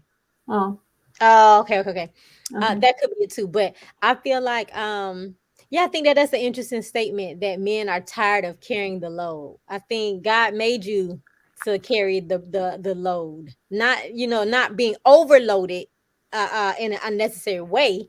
Yeah, that's what But I'm talking about. The overload, and I think that's what's subjective to the person, right? I feel like when I hear statements like, "Oh, it's like um men are trying to be easy, trying to take the easy route." I feel like, from my standpoint, I feel like that's insensitive, right? Because what's being communicated is, well, I'll tell you how much load you need to carry, and I get to I'm okay.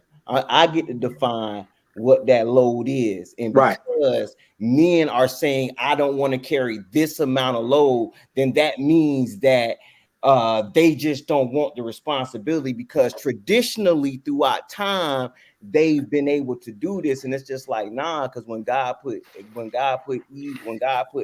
in the garden to work, when he was already working, it said that the scripture tells us that he created her to help him with the workload that God had already gave him. So it would not be illogical or unrealistic to ask a woman to come in and help carry the load. And when I speak about men being not wanting to carry the load of the relationship, I'm not just talking about work. I'm talking about the emotional load. I'm talking about the load that comes with that comes with consistently not being recognized, consistently always having to show up, and the emotional abandonment that comes with their feelings being ignored for years at a time, right? For years at a time, and they got to carry that particular load of the relationship and make sure that the kid is good and be the protector and be the provider, and wow. also be taking care of the children's traditions.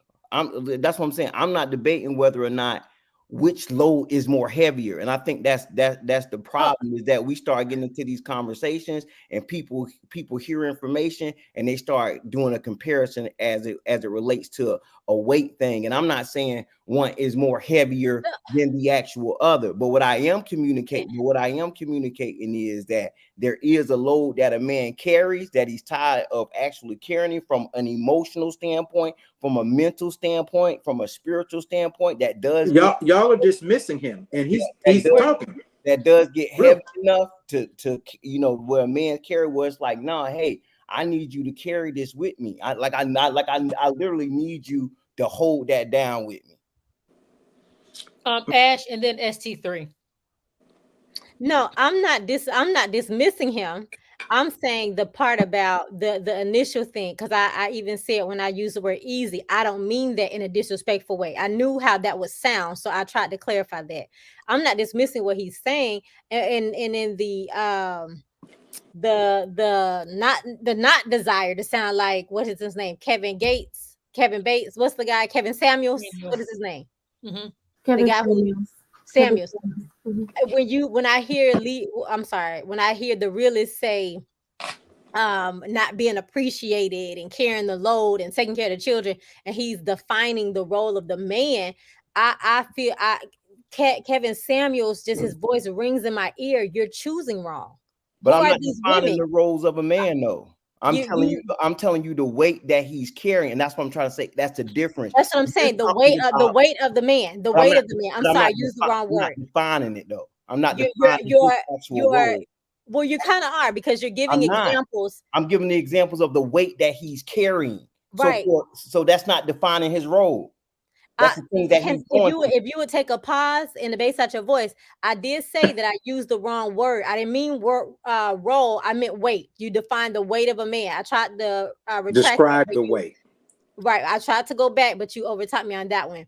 I feel like when you're saying this is the weight of a man in a relationship and he has all of this, he has all of that. Again, Kevin Samuels, his voice is just ringing. You're picking wrong. If you're in a relationship with a woman and she's not providing for you the emotional support that you need, which is a part of our character to do, our DNA, then who are you in a relationship with? But that's I not feel what like we're talking about. We're not talking about picking. We're talking about the weight. Hold on. Ash finish and then ST3 because he has a delay and I would like to get him in there. Right. So I feel like, yeah, I get the weight of being a man, and I've said several times on this broadcast, I would never choose to switch places, because there's a certain security when I'm with the man. I'm not looking for danger. I'm not trying to problem solve. I recognize that within myself. When it's just my girls and I, then I have to play both roles, and I understand the stress and the pressure of doing that. No one is negating the weight that comes along with you. I'm saying that if you feel in a relationship, or a man feels in a relationship, that it's all on him, so to compromise or to ease the weight, the pressure, whatever, I'm going to ask for 50-50 and try to even the playing field, or whatever the solve is for that. I think that's interesting to me. And I I'm think not when it comes disagreeing with to, nothing you're saying, but I think that's interesting to me. just really quickly, and then ST3, I think when it comes to being a helpmeet, her job is to balance him out. And if your woman isn't helping you balance, helping you maintain, then you're picking wrong. I wanted to talk about that, but he was saying a lot of stuff with the help me. From my understanding, and I know we have a pastor and a reverend on the line. From my understanding, and tell me if I'm wrong. Well, not yet. I just forgot to say this about what Lee was go ahead. the realist said. And then I keep ST3. back. Y'all can't answer that question until ST3 says what he's going to say. But keep her question in mind. He mentioned that she was to help with the task. And that's why God created her. But from my understanding, wasn't she created because Adam asked for a companion? No. He said that okay, let me finish. And then she said, you can answer. Because he asked for a companion, someone that was for him. And then God, being a God that knows all, not only did he make her, but he said, I'm going to give her roles to help with what you're doing. Not only will she be here for your companionship, but she's going to aid you in your success in life. That ain't nowhere in the Bible. That's not Bible. Okay. ST3 real quick.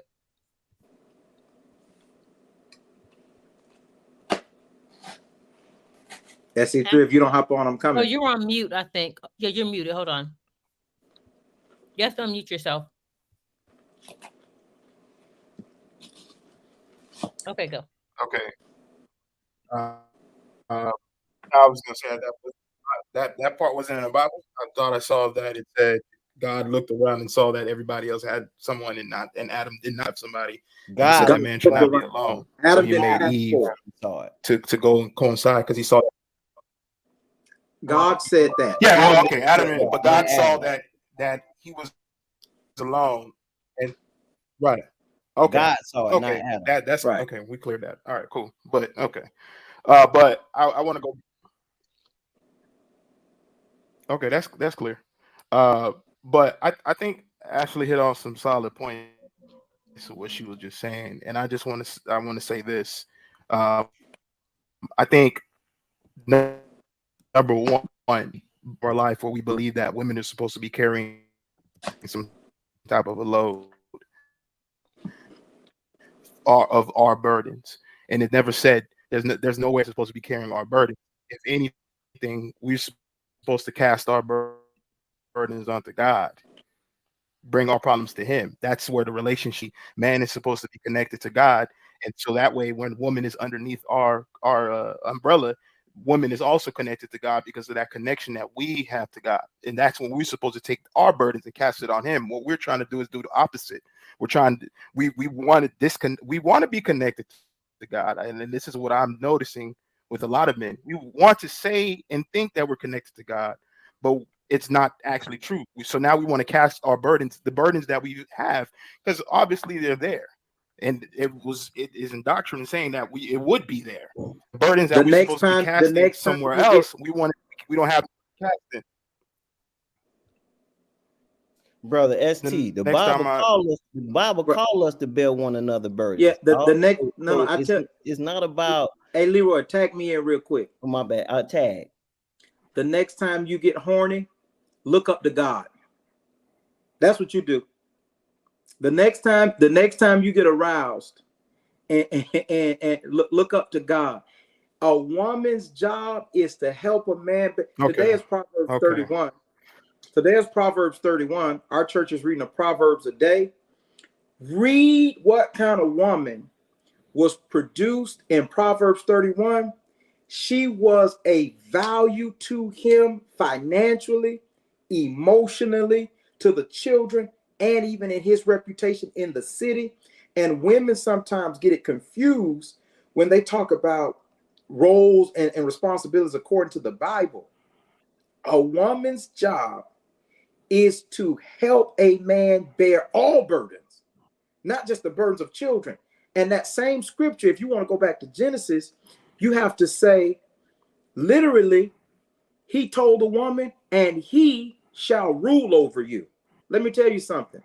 Anybody who's a ruler has someone who is subservient or someone who is a slave to them, someone who helps them complete their task, someone who does what they're supposed to do. If we're going to talk about Bible. But I want to say this, and I'm finished. So the woman is the slave? To her master, her husband. Sarah called Abraham Lord. Yeah, but you're talking about a Proverbs 31 woman, right? I'm talking about a woman. No, you brought up Proverbs 31 woman. We call it the Proverbs 31 woman, but she needs to be a January 31st, 2024 woman too. But go ahead. Yeah, that's what I mentioned. Because a Proverbs 31 woman, they even before sunrise and all of these different things. So it's like she was able to make decisions. She was not just taking even still orders. And even still with Proverbs 31, that was the mother telling her son what to look for. This is what kind of woman I want for you. It didn't say every woman has to be like this. He said, this is the kind of woman she was telling him, from my understanding or my belief in reading it.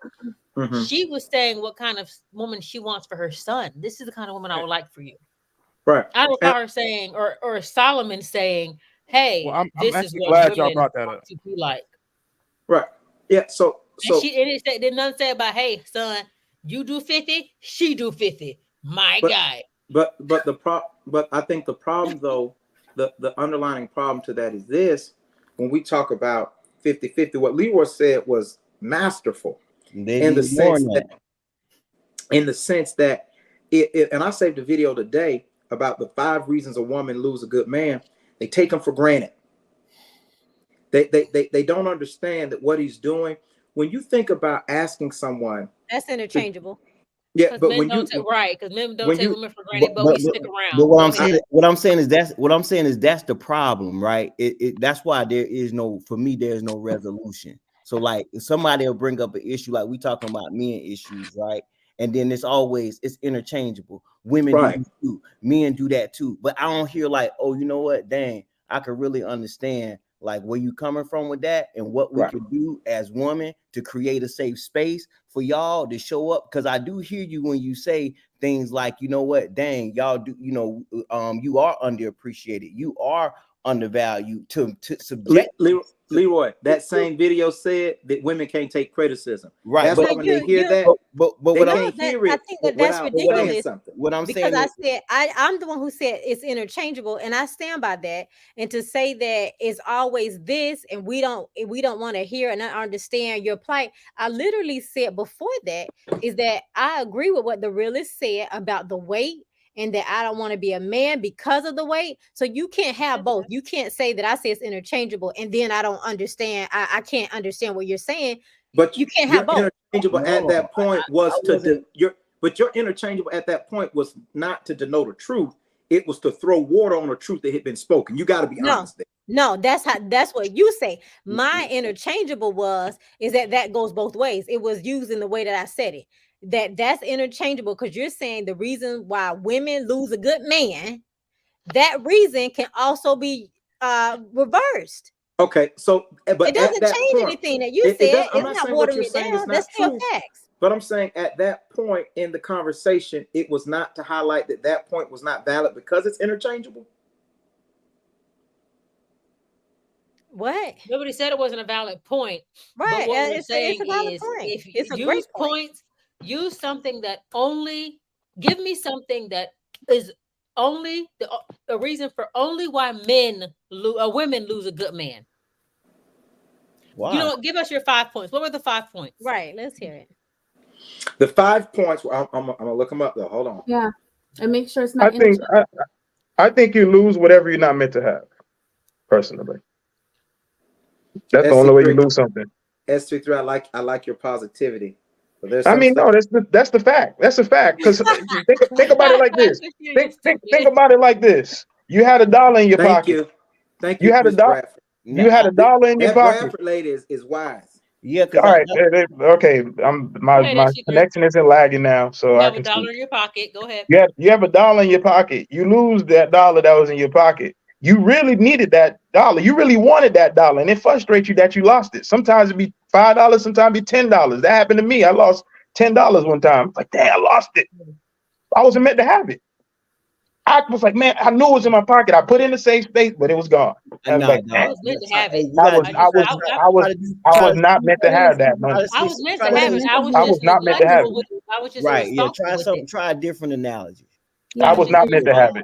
I mean, that's the analogy I'm going to use. That's the analogy I'm going to use, whether you want to accept it or not. Let it be your truth. Then you weren't meant to have it. But for me, if I lose $10, that does not mean I wasn't meant to have it. Yeah, but that could be your truth. You were careless with it.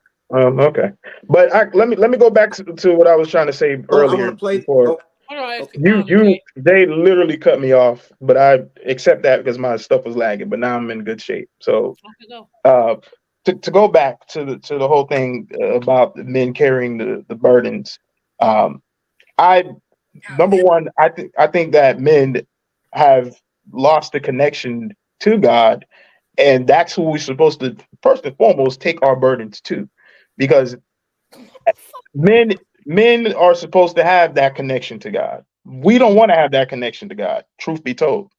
So now we're looking for other people to cast those burdens onto. That's why most men can have a group of men and all they can do is sit around and complain and talk about how things are not going the way that they're going for them, rather than figuring out how to get out of that situation.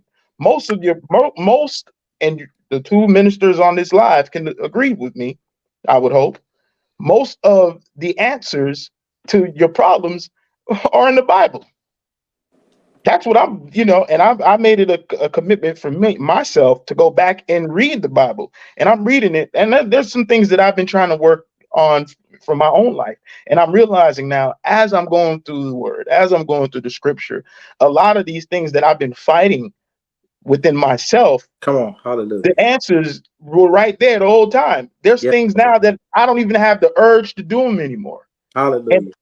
And I don't even have the urge to want to do them, and I've prayed for years, like, God, get this out of me. And God the whole time telling me, go to your scripture. And I'm like, okay. And I would, start by just doing the little Bible apps, reading the one little scripture every day and checking that off. Okay. And God's like, yeah, okay, cool. But that wasn't enough. And it wasn't until I decided, you know what, I'm going to start actually digesting the scripture. I'm going to start eating the scripture. I'm going to start really just allowing it to make movement in my life. I'm like, man, some of the changes that are starting to happen. The urges, the things that I've Testify, wanted. brother. I'm testifying right now. Some of the urges that I had, I'm realizing, man, is that all it took? Just going into this word and saying, you know what? That's it. That was it. And I'm not going to tell you what issues I've been dealing with, not to get too personal. How does that relate to the 50-50 relationship? Well, I'm getting to the point. I'm getting to it faster, brother. Don't dim the brother light. No, I'm just joking. I'm not. I'm just joking. I'm little lost because I'm trying to figure out how it relates to. He's saying he's on a personal journey and he's reconnected to God, and if men would do that, won't need women to bear their burden. But yeah, if men would do that, they will know that women, you don't need women to cast your burdens onto. You cast them onto God. The women will come to you now and cast their burdens onto you, and then you go and take it back up to God. And there it is. Any man here ever had God rub their back after a long day of work? But see, you're looking at it from a worldly place, sir. You know what I'm saying? And I get it. I get it. Man is not meant to be alone. Listen, I get it. No, I get it. I get it. I think Jay, your comment has God rubbed your back, and then when you get aroused, you look up to God. I think that those comments are, and I don't believe that you believe this, but it is portraying the narrative that you can't be celibate and single. Like it seems like you're encouraging. It does to me. Or you can't be satisfied. Right. It does seem that way. Like you can't have satisfaction, be single, because a lot of us, I mean, so it's because you're like, well, when you get hard, you ain't looking up to God. You looking for a woman. Say that. I didn't say you hard. did. I didn't you say did. Hard. He said horny. He said horny. He said horny. He said horny. And the way you said it, you're not looking up to God, and does God rub your back? And it's like, what? But I thought you was trying to make the point that, you know what I'm saying, there are some things that you need a woman for, and that Thank you. That's exactly what I was making. God isn't the type. God isn't the person that you run to when it's time for sexual intimacy. You correct. Run to the person that God. It wasn't that you couldn't be celibate. He should be the one that you run to when you. It wasn't. He should be the one you run to. It wasn't. It wasn't that you could remain single. But listen. Wait. That's not what I said, though. I said exactly what Leroy said. I wasn't saying that you can't be celibate, but I'm saying whether you're married or not, if you decide to have sex, you can't have it with God, is what I'm saying. There are some things that you have to get from a woman. That's what I'm saying. But and then on top of that, when you talk about, because I do believe that you can cast all your you do cast all your burdens on a God, but you still share those burdens with your significant other, with your wife. Yeah. For me, I mean, I'm just saying, for me, whatever woman that I marry, I want her to know the innermost parts of me, not just, I wanted to know the stuff that I'm going to God for. I wanted to know those things about me, because there's some things she could be praying for me on. There's some things that she might have some advice for. It was some things that she might have some advice for me for. So I do want to shoot them. I do want to lay them things down, because it's one thing when you cast them on the God and God give you that comfort and stuff like that. But it's another thing when it's tangible and you having that real, that conversation, and you hear those comforting words like, "Hey, baby, it's gonna be okay. Hey, baby, I am here for you. Hey, you know what I'm saying? That's a total completely different feeling. Adam, but check this out though, Leroy. Adam walked with the realist. Adam walked with God before Eve. And God looked at Adam and said, "It's not good for man to be alone." Y'all ninjas trying to tell me y'all know more than God. But to what? But to what degree? But to what end did God say that? Every part. That's the question. To what end? ST3s. Let me tell you to what end. He literally created Eve to be everything that Adam was missing. She complete. But look what Adam says when he sees Eve. He says, "You are bone of my bone, flesh of my flesh." Whole for my meat. He didn't say that. He didn't say you're whole for my meat. He didn't say that. Sorry. And the get- second thing is, I God, when guarantee God you. divvied up responsibilities, he didn't say man and woman will work by the sweat of their brow. That's not what he said. So y'all talking about women are here to help carry the burden or carry the load, because we're going to get back to the conversation at hand.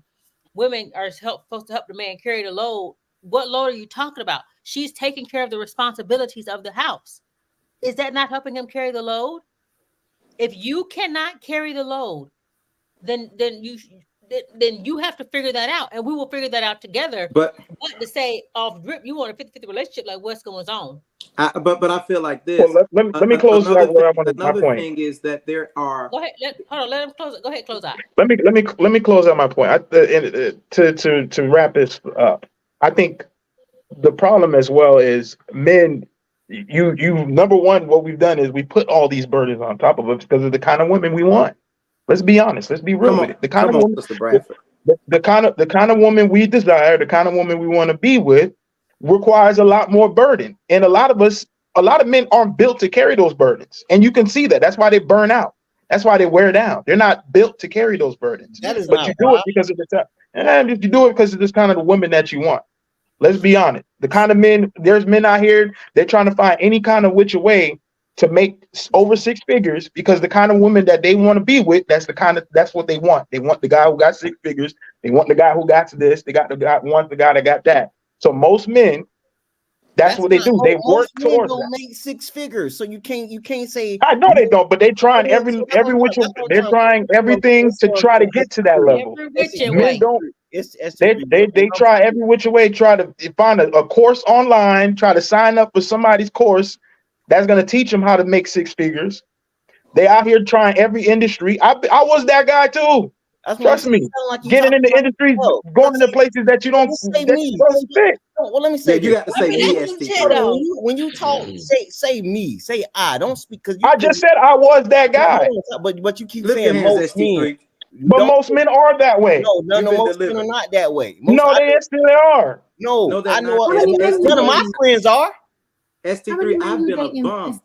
I've been a bum looking for somebody with 6 figures.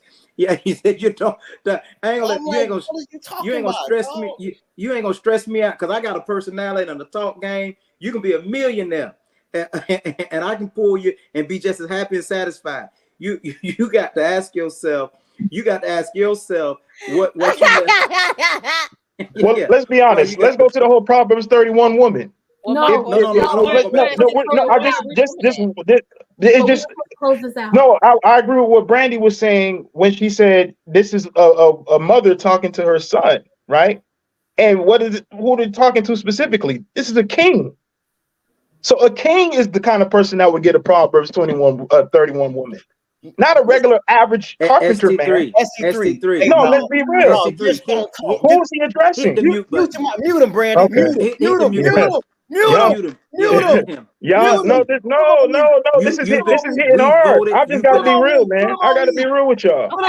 I gotta be real with y'all. Allow men. What I'm going to do is allow men to show how leadershipy they are and control their. I'd like to offer a motion.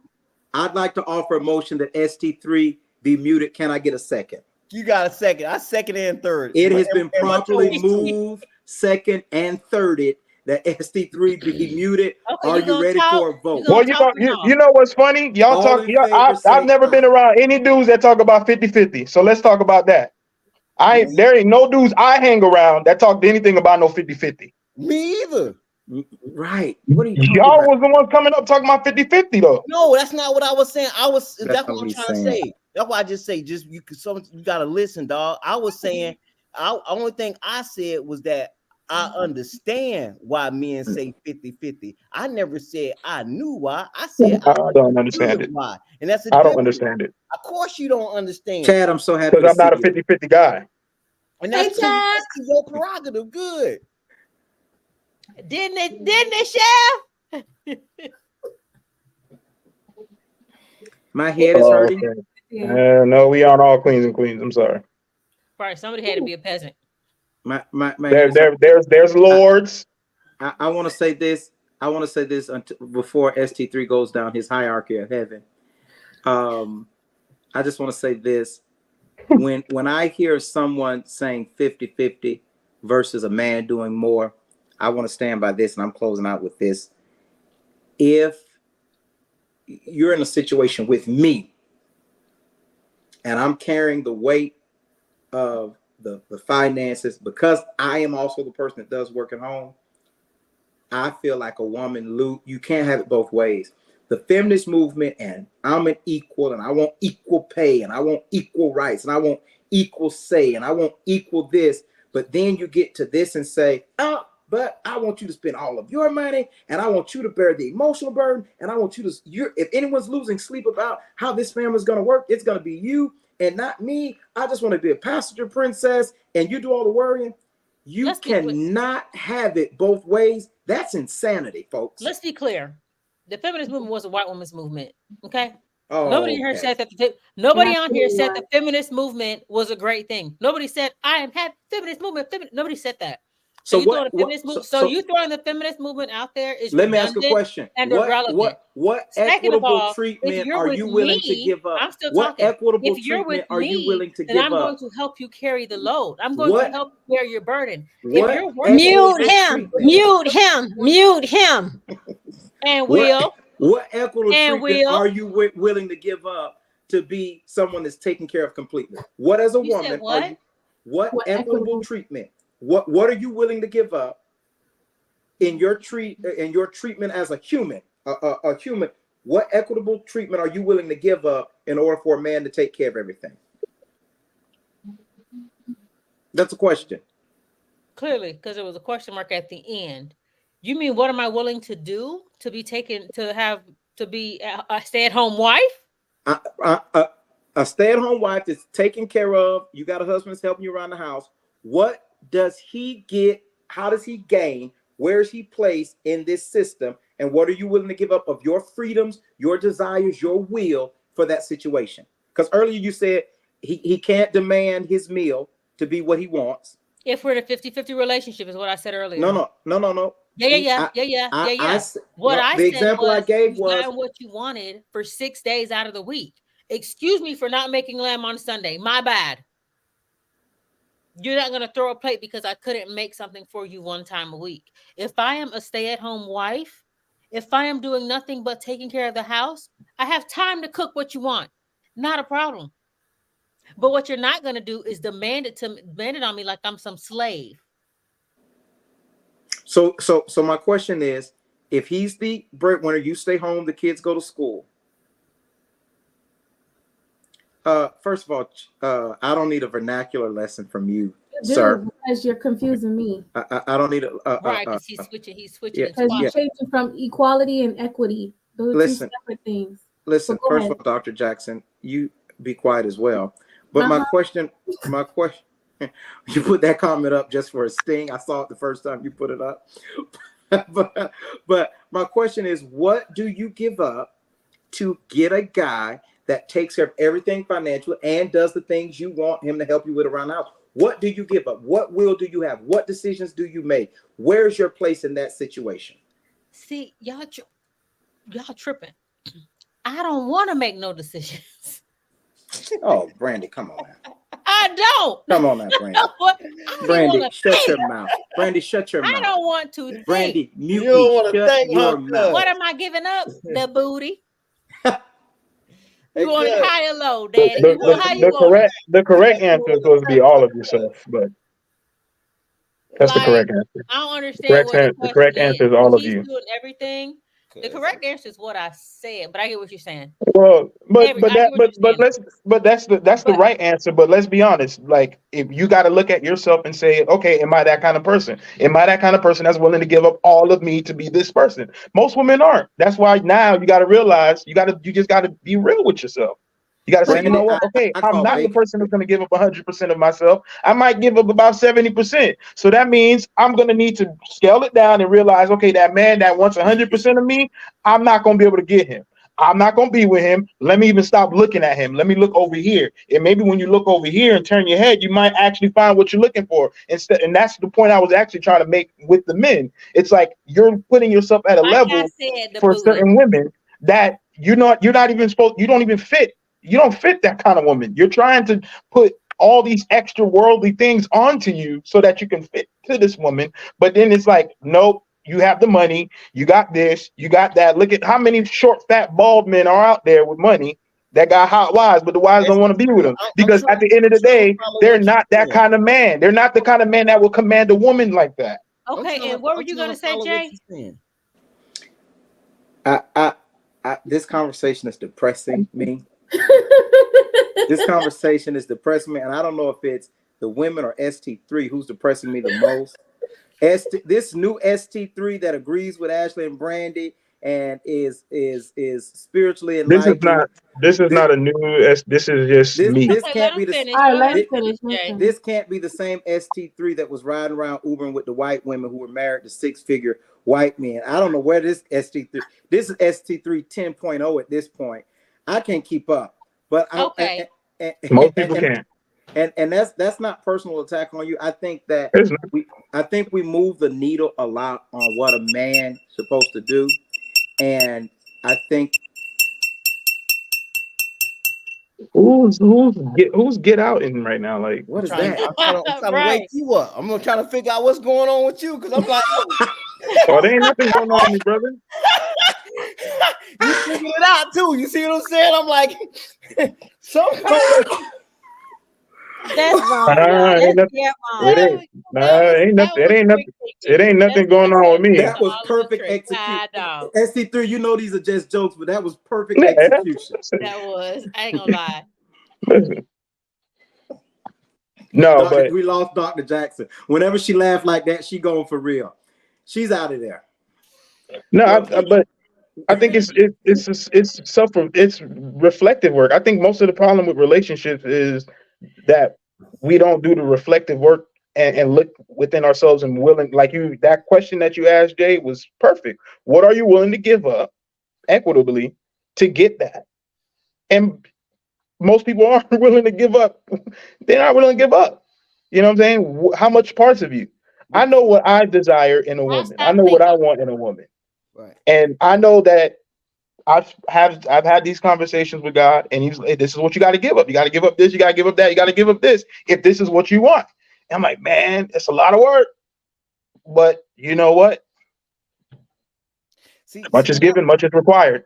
My problem. Much is given, much is required. Yeah, my problem with some of the thing that you're saying about men putting more stuff on women, and maybe it's just because where I'm at emotionally, you know what I'm saying? Because I realize, you know what I'm saying, like when I'm in that, when I had that safe space to land with a woman and I can share those details with her, it draws a deeper intimacy for me and her, right? And a codependency.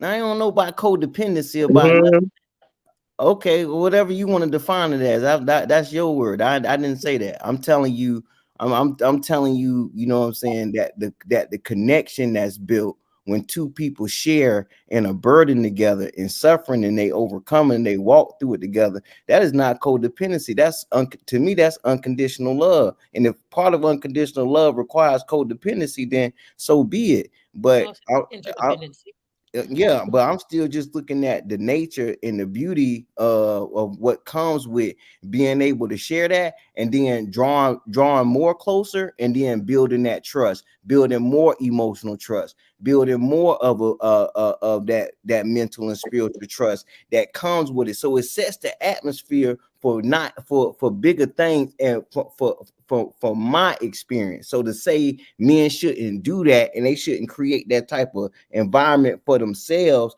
to where, you know what I'm saying, like they're enjoying that type of relationship with their significant other, I think that's misleading. I think it continues to portray this message of, hey man, don't share your feelings because you weak, and the only person you're supposed to share your feelings with is God. And if you cast your feelings on anybody else other than God, it's because you're not dependent on God. Not, oh shoot, hey, here's an opportunity for us to build and share with one another and have these intimate moments to where we growing, you know what I'm saying, emotionally, and I can and we can walk in that as one. And you know what I'm saying? I don't hear you communicating that. And I hear you communicating that to operate in that manner is weakness. And that's not weak for a man to do that. To me, that's actually smart, because what it does create, the more safer that a man feels, the more intimacy that they share, the more connected that they feel, and the more stuff she can get out of them to continue to build the actual relationship in and of itself. So most women will say, hey, men are too hard. Men are too hard. They don't share how they feel. They want to know how you feel. They want you to tell them how you feel. They want you to be honest with them about how to, in a respectable way. You know, am I lying? Ash, Brandy, Dr. Jackson, am I lying? They want to know that. So to be like, hey, let's not do that, because that means that you weak and you shouldn't do that. You robbing them of the shared experience. And I'm just like, dog, you can't. I never said that. I never said that. You can't be so dogmatic. No, I never said that. That's what. Okay, that's literally what you No, said. I'm telling you, that's what. I never said that. I never said that. Okay. I said what I specifically said is you're trying to throw your burdens onto your woman. Now, if you're coming together and expressing your What feelings, you think I'm talking about burdens? No. Feelings is a burden. If I'm feeling heavy, that's a burden. I thought you meant the financial burden. Okay, so you got to be more specific. Burden, whether it's financial, emotional, it was ambiguous. The word burden was ambiguous. There was nothing specific in the word burden. So when I speak of burden, it's not specific to one specific topic. Okay, let me clear this then. It's everything, because a burden there's to one thing. There's a difference between casting your burdens, I believe, and sharing your burdens with your significant other. Casting them is putting it on them so that they can find a solution for you. Sharing your burdens with your partner is, hey, this is what I got going on, just so that you know. This is what this is. So I just want to make that clear. Sharing your burdens is saying, hey, this is what I got going on. And if you're that kind of a couple, that spiritual couple, that God-fearing couple, is like, okay, I just need extra prayer. I need this. I need that. Yes, baby, I got you. Let's get together. Let's get on our knees together and let's pray. What can I do? I'll be there for you. I'll make sure that I'm praying for you constantly, whatever the case may be. I think what a lot of men do is they cast their burdens onto women rather than just sharing it, because sharing it is one thing. So an example of that is what? An example of that is, hey, this is my problem. But it's like you're giving her that burden as if you need her to solve. Can you let me finish, sir?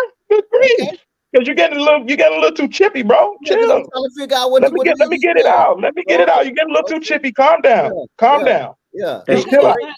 Go. Chill out. I'm good. Hey, go.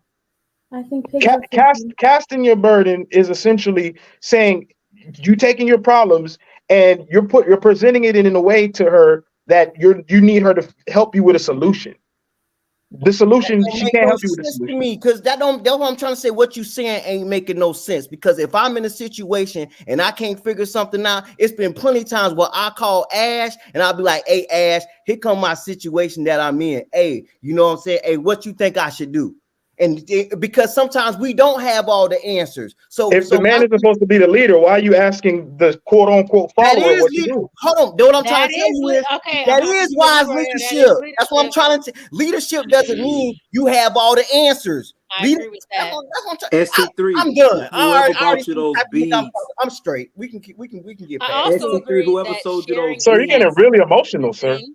I'm straight. I agree that sharing and casting are two different things, but I do agree that a part of leadership is delegation, asking for assistance. If you're a leader that cannot ask for help, you are nobody's leader but your own.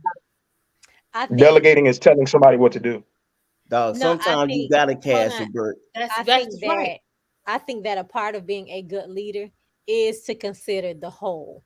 To understand that you don't have all the answers. I think a bad leader feels that they have all the answers within themselves, or that God is going to download everything to them, because God gives us people and he aligns us with certain people who have different experiences. So him coming to me to ask me, or anybody to ask them their questions, their opinions, what would you do?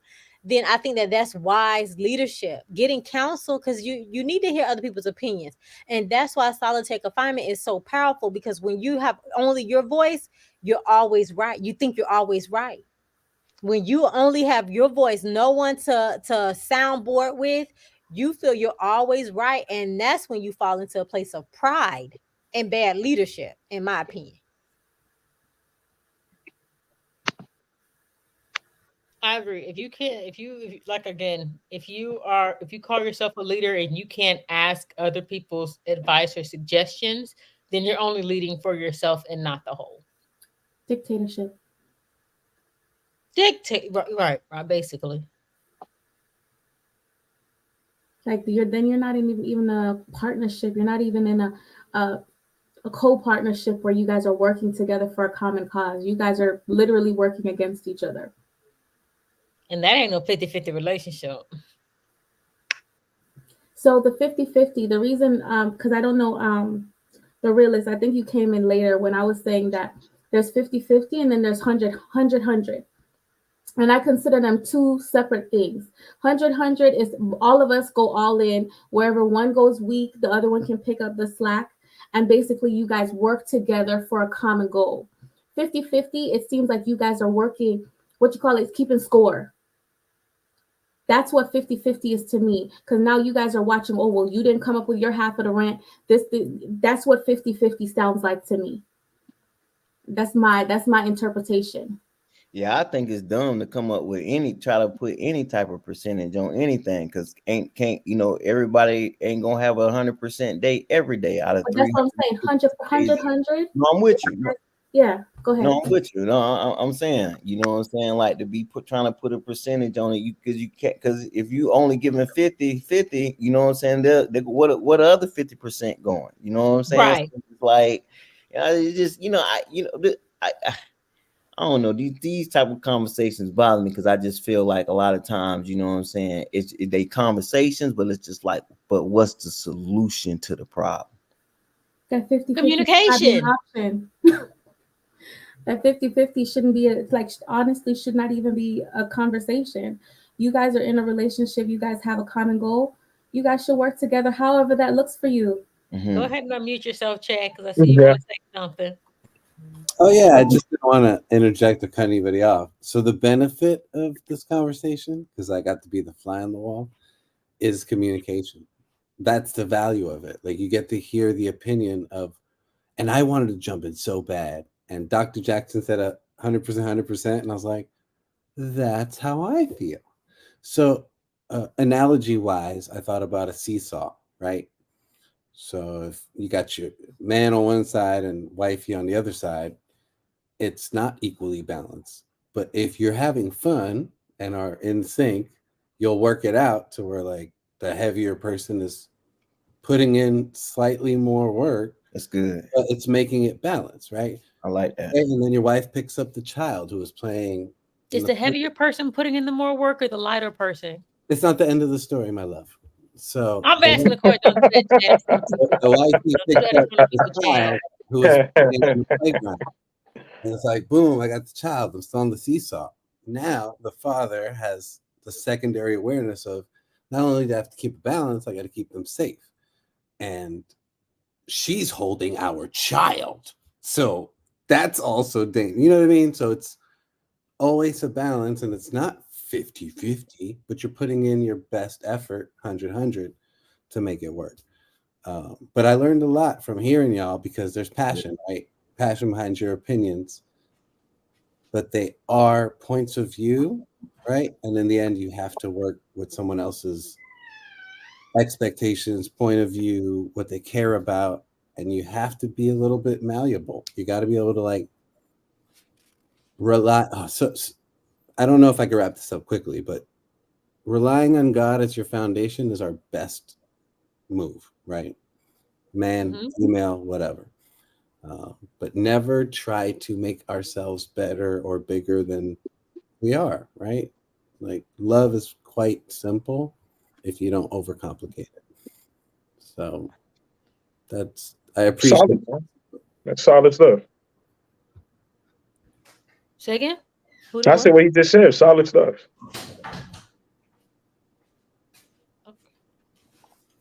I agree with what he just said. So who's for a 50-50 relationship? I just want to do a quick survey. Me in the context that it's 100-100.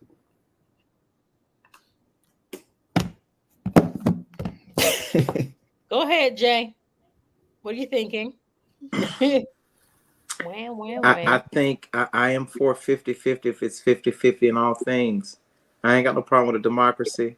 If we all washing clothes, we all washing dishes, we all cooking, we all paying. But I think if it's more than that, when you pay more, you say more. That's what they said at the funeral home. When people arguing about what they want, the funeral home director say, if you pay more, you say more. Whoever paid most, say most. When you pay less, guess what you do?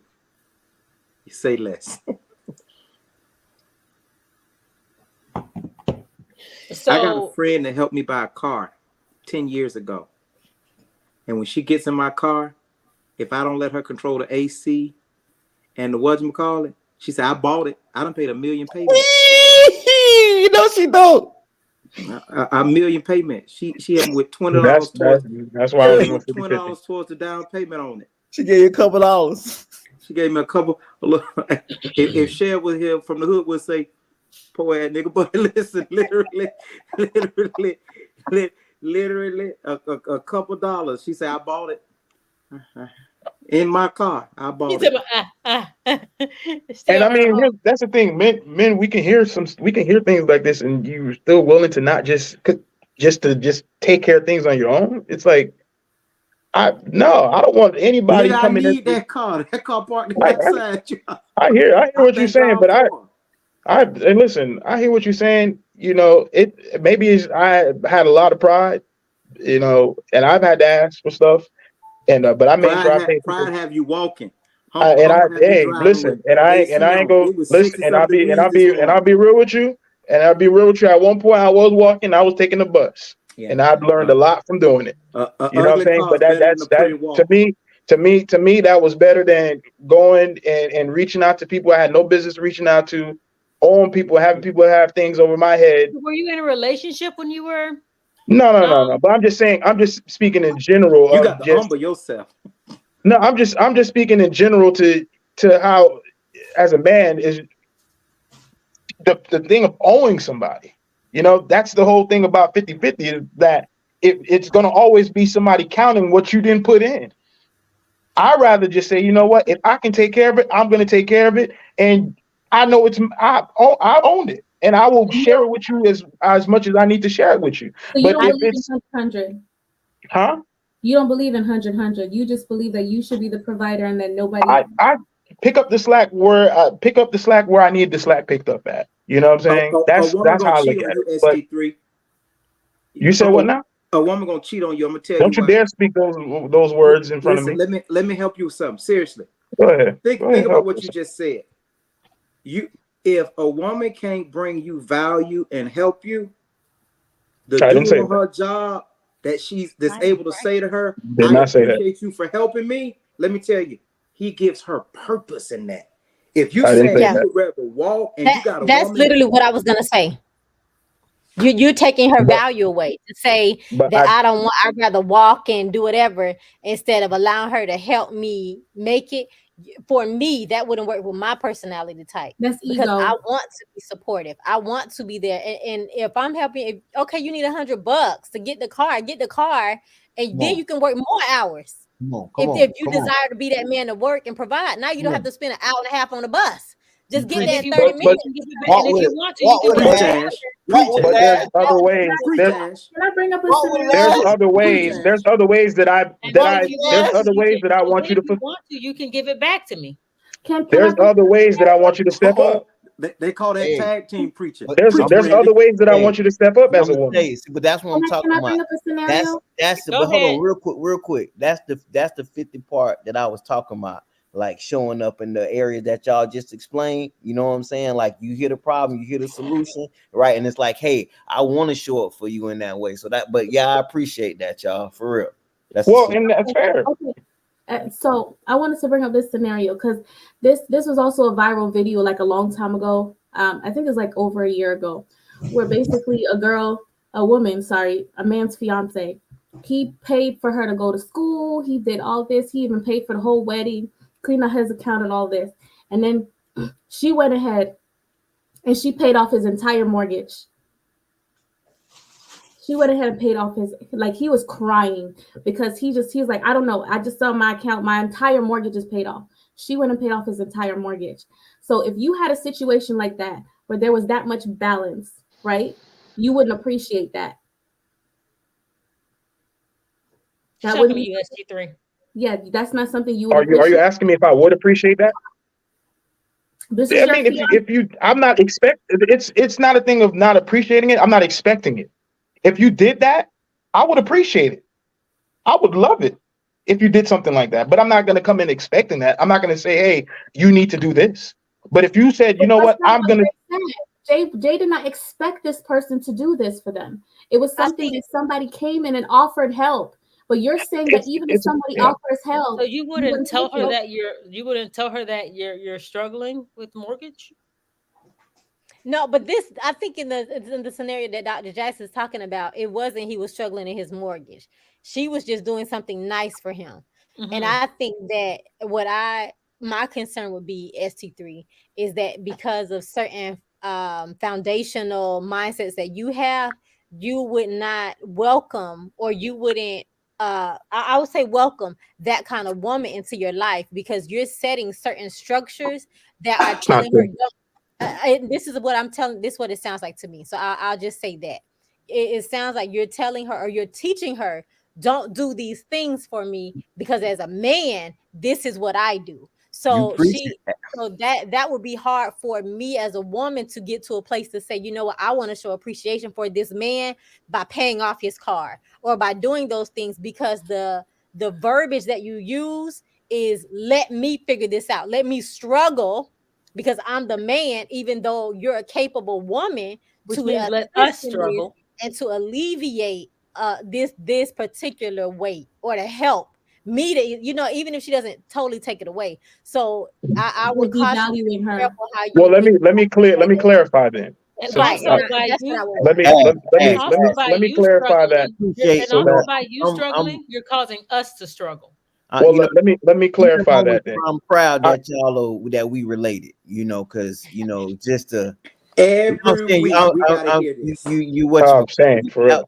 That was beautiful. Well, let me clarify. Thank you. I appreciate y'all. Thank you. Let me clarify. I don't expect those things, and I'm not going to come in expecting those things from you. But if you do them, that's like, it almost bring me to tears, because I didn't expect you to do this, but you did it out of the own kindness of your heart. You did it unwilling to accept it, or whatever the case may be. You did it, so I will accept it, because you did it out of the kindness of your heart. It's not in the situation where Jay's in, where it's like, oh, I paid that $20. No. $20. I want to be clear on what I'm saying, because I believe that you would accept it, and that you would be grateful for it. That it would be exciting to you. Oh wow, babe, you did this, or whatever name you call her, even if it's just her first name, Ashley. But I would say that I think that you would be excited about it. But because of previous verbiage, the way that you define things in your relationship, you would not experience that, because you would have placed in her mind, this is not something to do for this man, even if that is something she would normally do, because you like the struggle as a man. I am kind of worried you won't receive that kind of appreciation. So my point of saying that is to be conscious of how you present certain things, so you don't cap her love and appreciation for you. That's what I was trying to And say. I think that's something that me and her will communicate. We would have these conversations regardless. Like, I'm not the kind of person that expect these types of things from you. If you do it, then I'm not going to, but these are things that you're missing what I'm saying. I hear what you're saying. I hear what you're saying. So what she's saying. Go ahead, Jay.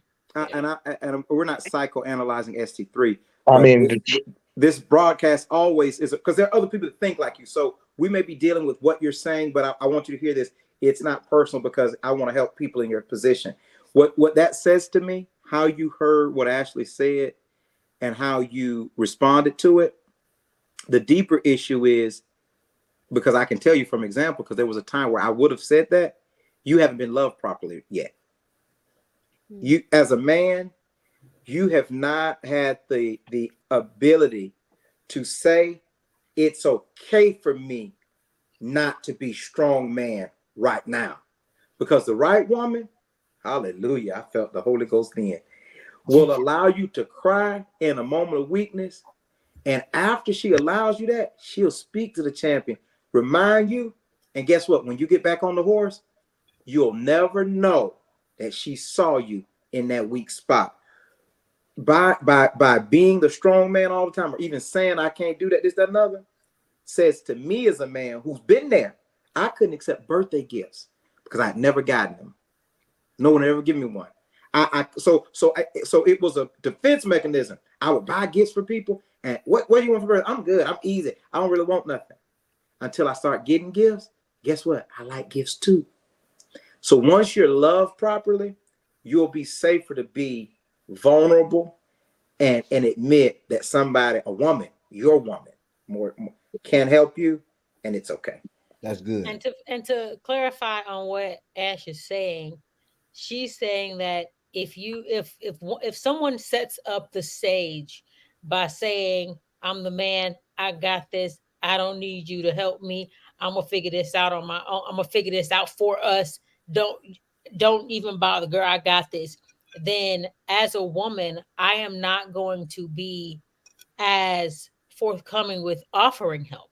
I'm not going to think or even try to pay your mortgage or do for you, because you set up from the beginning that you don't want me to do anything for you. You don't need me. And therefore you won't get to experience that kind of love that I have for you, or that kind of giving that I want to give to you, because you have told me, you set the stage as the leader, you have set the stage that this is not something that you want me to do, so I'm not going to.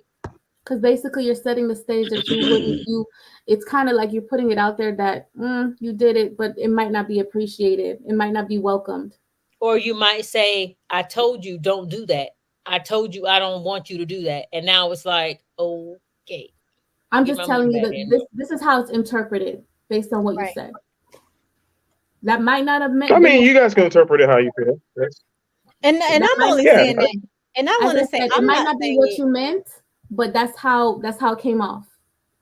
And I'm saying it because I want the best for whatever relationship you get in. So I'm saying that as a concerned as individual. a way of minimize, right. Thank you. I'm trying to not let that be her thought process. Because I would want someone to say, oh, Esther, I'm just, what you just doing for me is everything, and we're vulnerable together. I would want you to get that for 1000% for sure. Yeah. And I pray for that for you in Jesus' name. Amen. So 50-50 relationships. No. Not for me. What did you say? Sliding fraction? Right. I think that, I would want it to be based, whatever, Jay, I would want it to be based on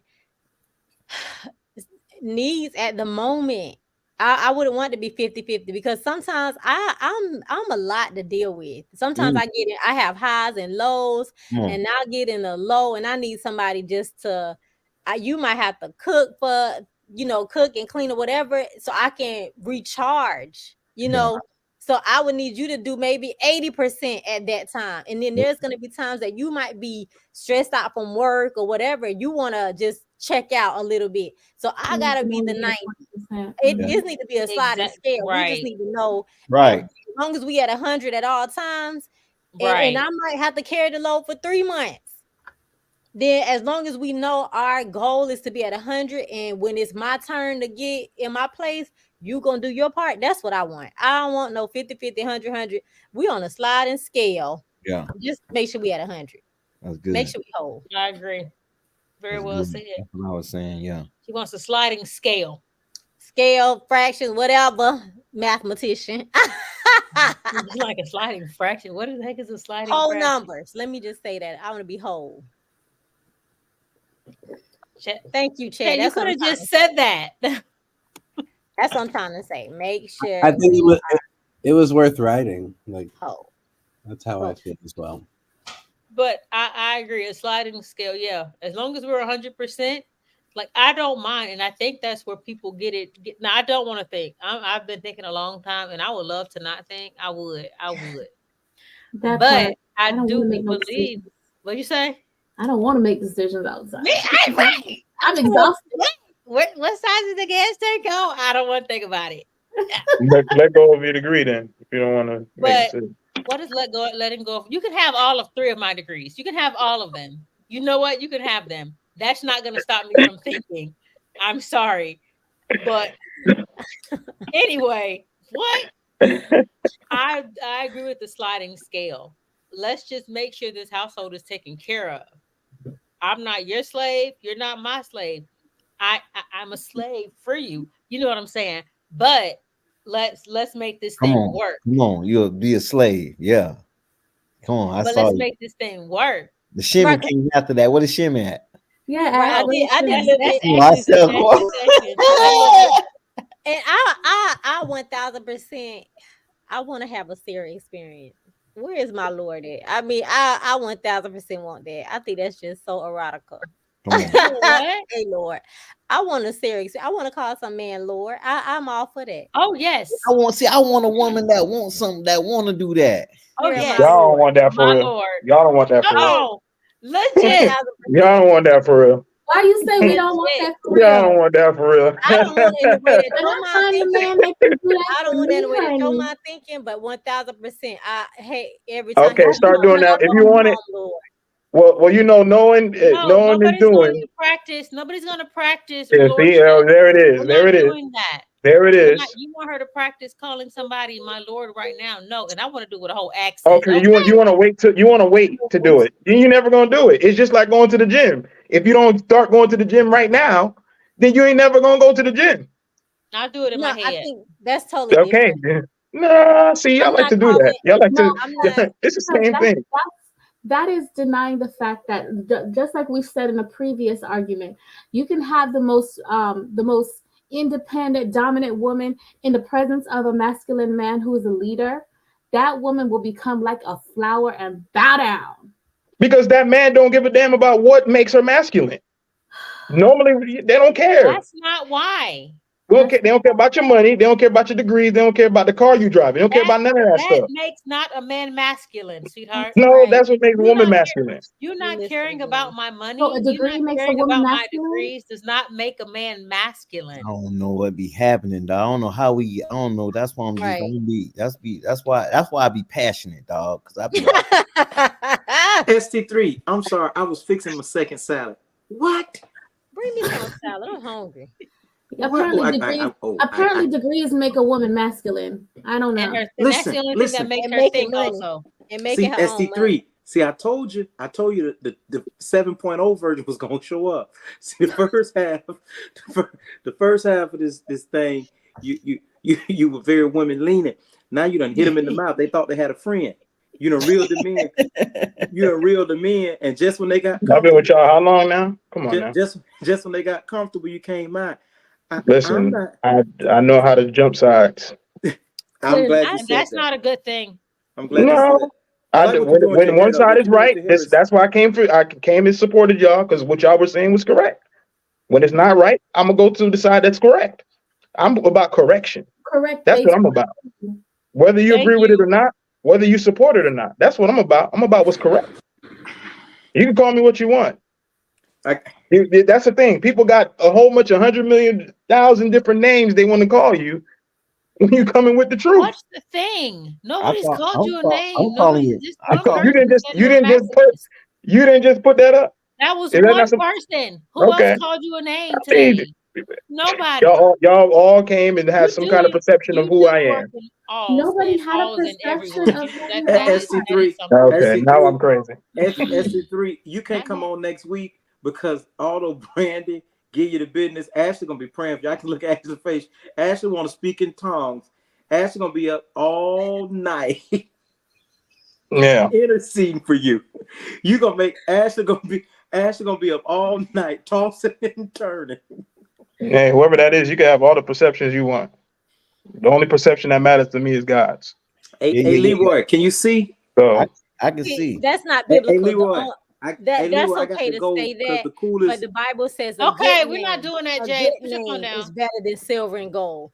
So to say the only perception that matters is God, the Bible says a good name is better than silver and gold. So we have to be conscious of how we present ourselves, because we can, if we're believers, we can misrepresent God.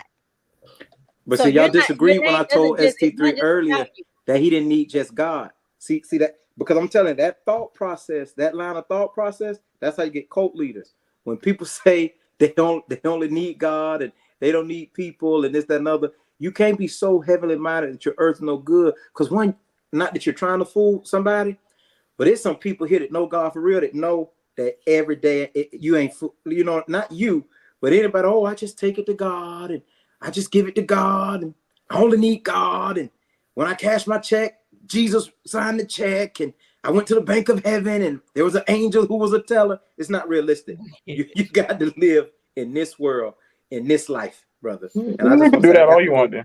But God bless you. This is a you do that all you want, sir. Yeah, you have your own choice. You have your own free will. Chef making them comments. That's all I was doing. I'm trying to go back on Facebook to see who making it. I agree. Yeah, you can tell by the comments who make. And also ST3, the pursuit of holiness tells a story about a farmer and God and how they're in partnership together. Yes. Even if the farmer does his entire part, he plants the seed, he covers the seed, he waters the seed. If God doesn't provide the sun and do his part, you won't have a crop. But vice versa, the same thing. If God does all of his part, but the farmer doesn't do his part, you still wouldn't have a crop. We are forever humans in partnership with God. God works through people on this earth. I understand. I agree. Right, God, I love y'all. God bless you. You bringing salad? You bringing salad? Okay.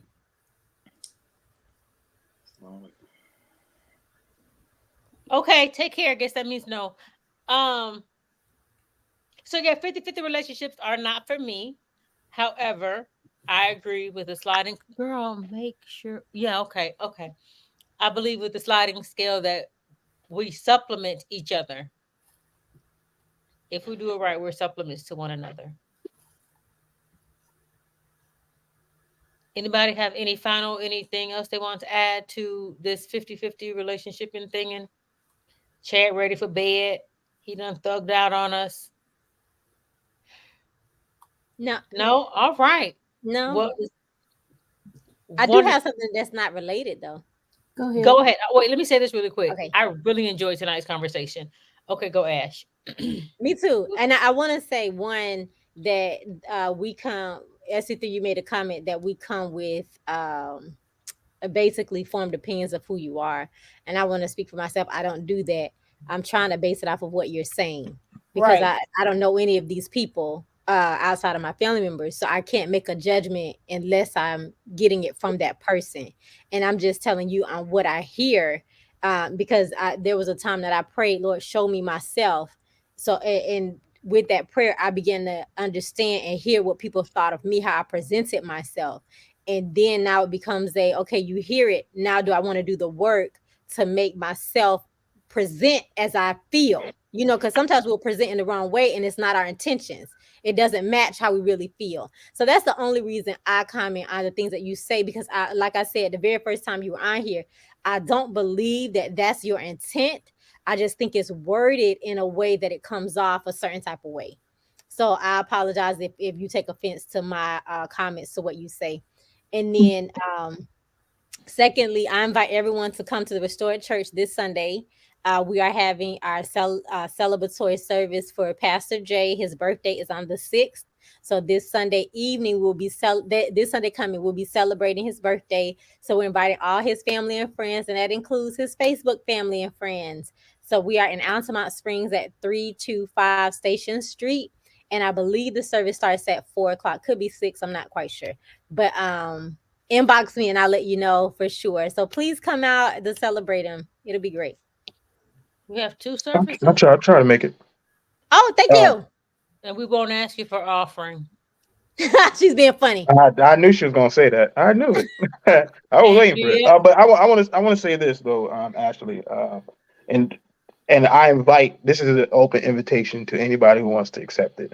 But a lot of times I'll say something, and then when I try to clarify what I'm saying, I get cut off and people just start, it becomes a jumping on party. Example what happened earlier with me, Leroy, and Jay. It becomes all right, let's just jump on him because what he's saying sounds really crazy, rather than let's hear this guy out. And nobody here has reached out to me after we've had any of these conversations to say, you know what? I'm actually curious of what this man was talking about. I don't understand. Let me reach out and talk to him. Let me have a one-on-one conversation. Nobody has done that. Nobody has really tried to understand me. Nobody does that in general in life. So I mean, I've come to a place where it's okay. People just, if you want to understand someone, you're going to try to understand someone. You're going to ask questions. You're going to try to seek them out and try to understand people. And I will say that no one is here in the time that I've come to on this platform has taken the time. It's just, Stelson's ST3's on here. Oh, he's just going to say something crazy again. But nobody has really taken the time to really have that outside conversation with me. So that's just, if you don't understand me based off of this platform, it's because you didn't try to understand me outside of the platform. You all, and I'll say this, you all know each other. You all have relationships outside of this, and you talk to each other, maybe not on a regular basis, but you have more conversations outside of this than I've had with any of you. So that's just, Well, I want to say this to that. Yeah. Like you mentioned, you've been on this platform for a minute, If you are still not making yourself clear through your communication on this outlet, then whose responsibility is that? Because I've never called Chad and asked him what he meant. I've never called Danielle and asked her what she meant. Man, this is funny. I guess that's why you're laughing. You don't because literally when I flip it back the other way, it's always on me. So it's back on me again. It is on you to make yourself clear. Yep, it's always gonna be on me. I had an uncle say to me, we both lived in the same city, and he said, "Oh, you don't come by to visit me. Oh, you don't come by to visit us." Come on. And I said, and I'm listening to this, and he said, "This is that bothers me. I haven't moved." And I said, "Wow." I said, "But how many times have you come to my house? I haven't moved either. How many times? Like, you can come you have to, not you have to, but it's hard to make those statements that you're disappointed in the family or whatever because somebody didn't do something, but you haven't done it either." Because I have not, and I'm not minimizing your reality or how you feel about it, but SC3, I have not received a message outside of this chat from you either.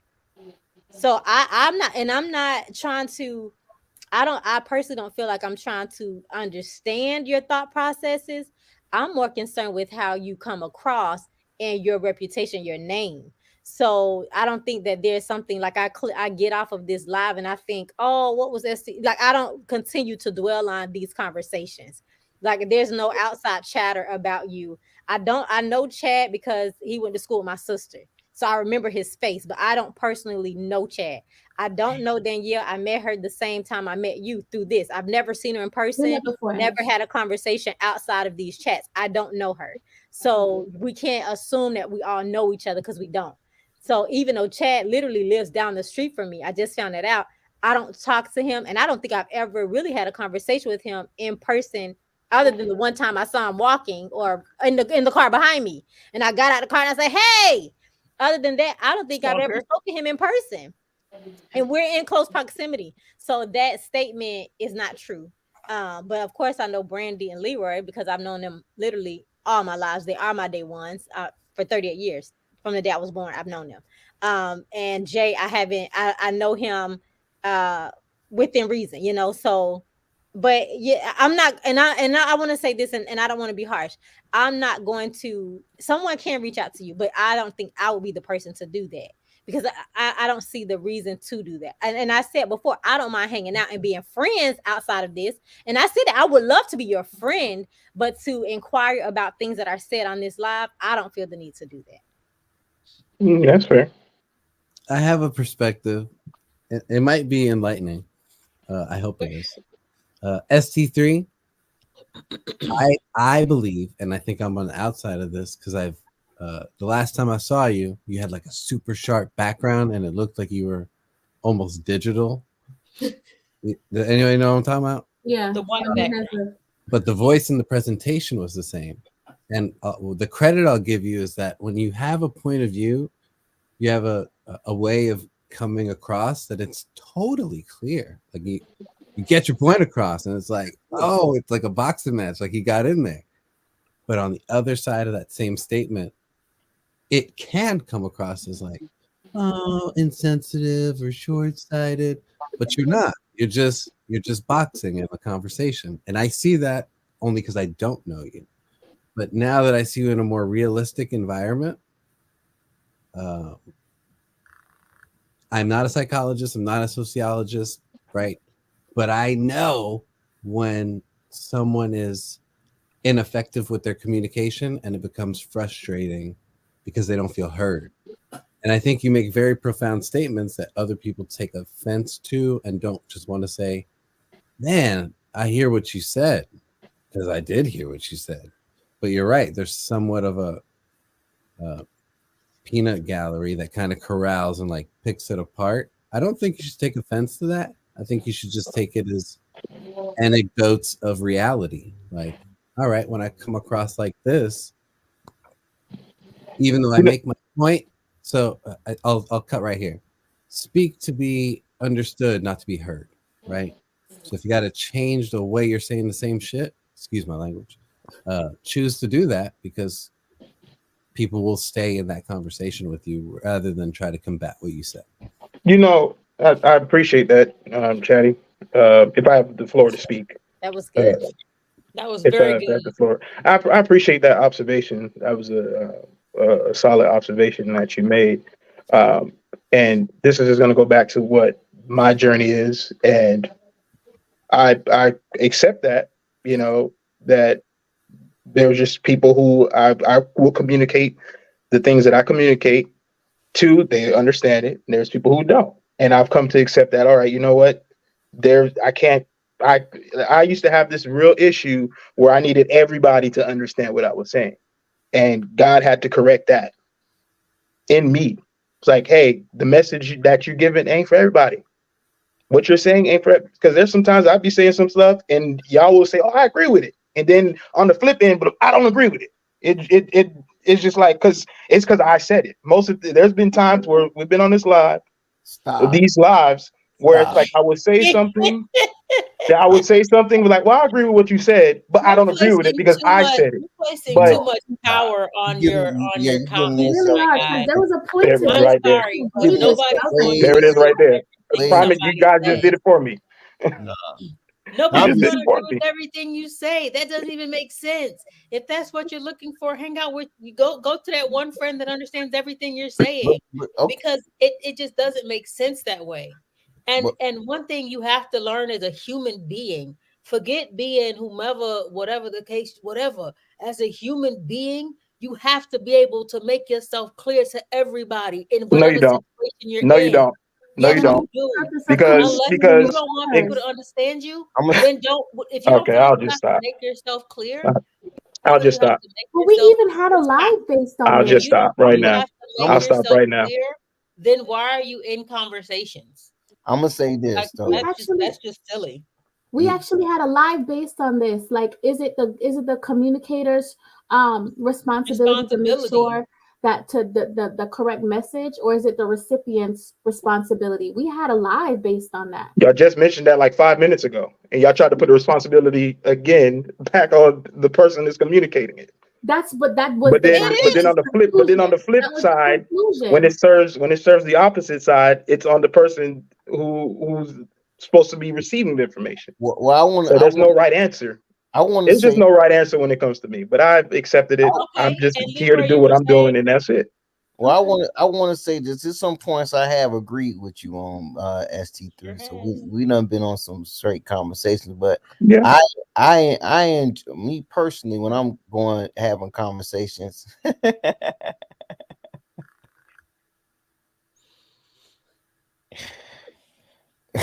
Anyways, I mean, you're the one that's bullying right now, right? And then clicking on keyboards. But what I was saying was, So when I'm saying sometimes when I'm saying what, it's not because I don't understand what you just said, because I understood what you just said. I'm saying what, like I can't believe you just said it.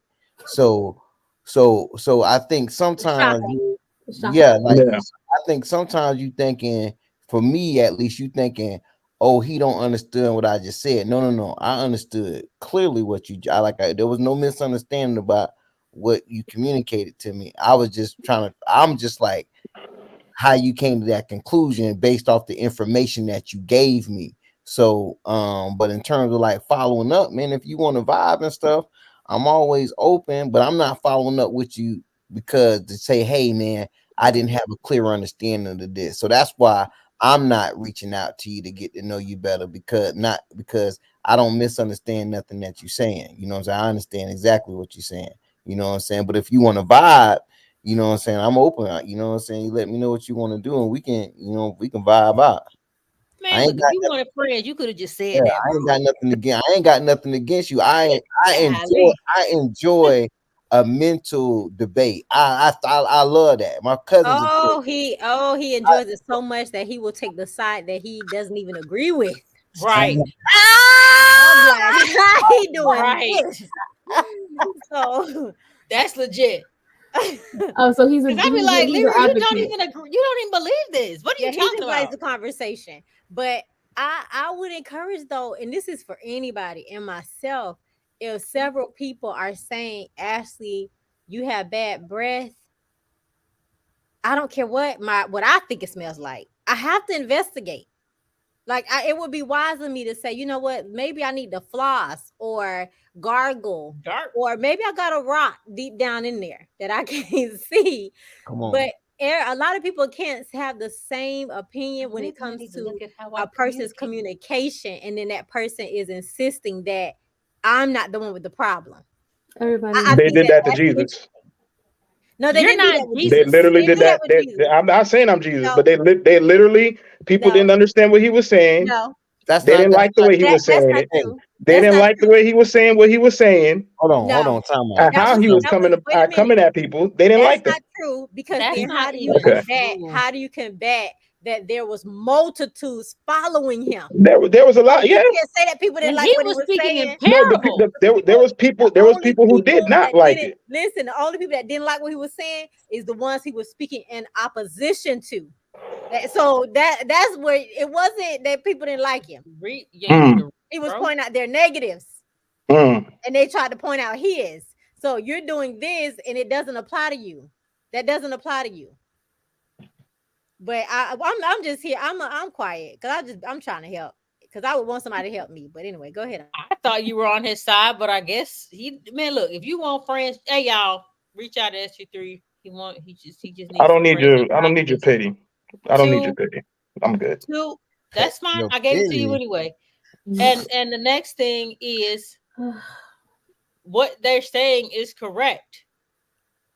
It was the people, the Pharisees, they did not agree with what God was saying. God was speaking to people in parables. He wasn't even speaking like clear English. And they were still like, yes, he was Hey, still effectively hey, communicating. hey, It ST3, was like the dude.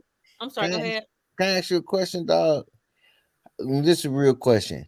So, like, when you hear stuff, I be wondering, like, why do you hear stuff from a place of like, Attack. no, not even an attack, like from a place of somebody giving you something because they see that because they think that you weak or something like that. Because you say that a lot. You will say, I don't need your pity, or I don't need this, I don't need that, I don't need this. And when like if you listen to the base of the conversation, because I can understand where you coming from, it's like, then y'all jumping on me, and then people like, nah, let me tell you, you feel that way, and I understand that, right? But the level part of, hey, let me tell you, it's coming from a When Brandy said if ST3 needs friends, somebody go be his friends. Was there any sincerity in that? no, Was that a sincere thing that but she did? So how she said it? but Was there any what sincerity in that? but here, I know what I understand what you're saying, but what I'm saying is she was being facetious. So right, and so what I'm Okay. saying, no, but what I'm saying is it ain't that serious to the point to what everything gotta be like, dang, you know what I'm saying? you against me. You know what I'm saying? Because we can be facetious on here and kind of, be in that space and create that vibe where it ain't really that type of tension. But that ain't even what I'm trying to get at. But what I was trying to point out is, like, what I'm saying? Like, when I be hearing you say that, I just be trying to figure out, like, because you talk about getting to know you, like, why you hear it from that place versus like trying to be versus an understanding place of being like, oh shoot, you know what I'm saying? They trying to kind of put me up on game about some things. How do we process through that as a unit? Because we on here every week, so that way, you know what I'm saying, we can vibe together. I mean, I'm just gonna say this. Oh, good. Can you answer the question though for me real quick? He didn't. He usually talk fast. I don't think he got in it. Go ahead. No, what's the actual question you're asking? He was asking, why do you take it from that place versus trying to take the constructiveness of, or trying to take the assistance? You guys don't think that I hear what you've been saying for the last few weeks over and over, and that I've not done the work to process what you've said? Well, no, it's No, just that I'm your not. No, response I'm is not. No, no, no. usually. Listen, hold Go on, ahead. Dr. Jackson. I'm not saying that people don't believe it. What I'm saying is, like, if you in the gym and you start lifting, you're gonna start seeing your chest get bigger. Why? Because you're gonna see the results of what you've been working on.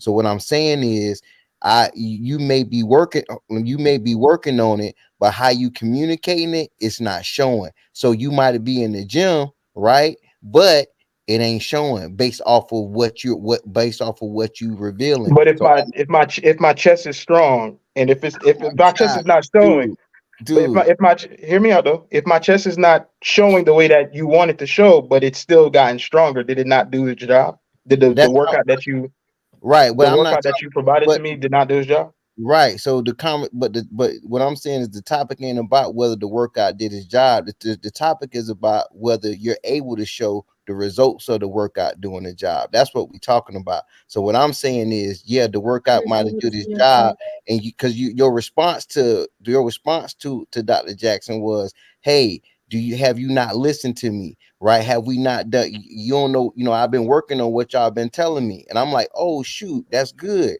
So now I gotta let you know, if you've been working on it, it's not actually showing.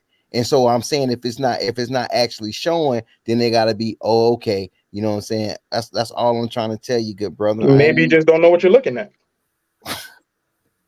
You right. It could be that. Maybe you just don't know what you're looking at.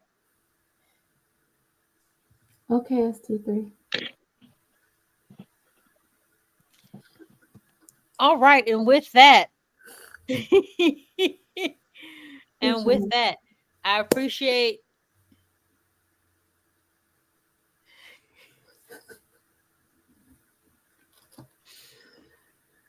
Yeah. I appreciate y'all for this. Was a great conversation. 50-50 relationships. I'm glad to see how the dynamic of the relationship adjusted. Thank you, everyone that joined in. Thank you for everyone that commented in the comment section. We encourage you to click the link. See you later, Ash. Oh, go ahead. You want to say something? Yeah. Oh, I want to say this. We encourage you to click the link next time and join in the conversation, and make sure you share it to your page. And okay, amen. Go ahead, Ash. I feel extremely grieved in my spirit, and I'm being for real. No one is attacking you, and I don't want you to hear. I don't know, for whatever reason, it comes off as if it's a negative. It comes off as we're trying to belittle your character, your mental ability, or whatever. It's not that, and I don't understand how it's perceived that way. And I don't want you to get off this live thinking that people are against you or whatever, because I am very aware that solitude is the devil's workplace. And when you get off certain things and you're left to your own mind, he can use that and play with that, and have you have a person, not you, have a person just out there on a ledge. So I just really, yeah, it's just really bothering me that everything goes back to negativity or people being against you.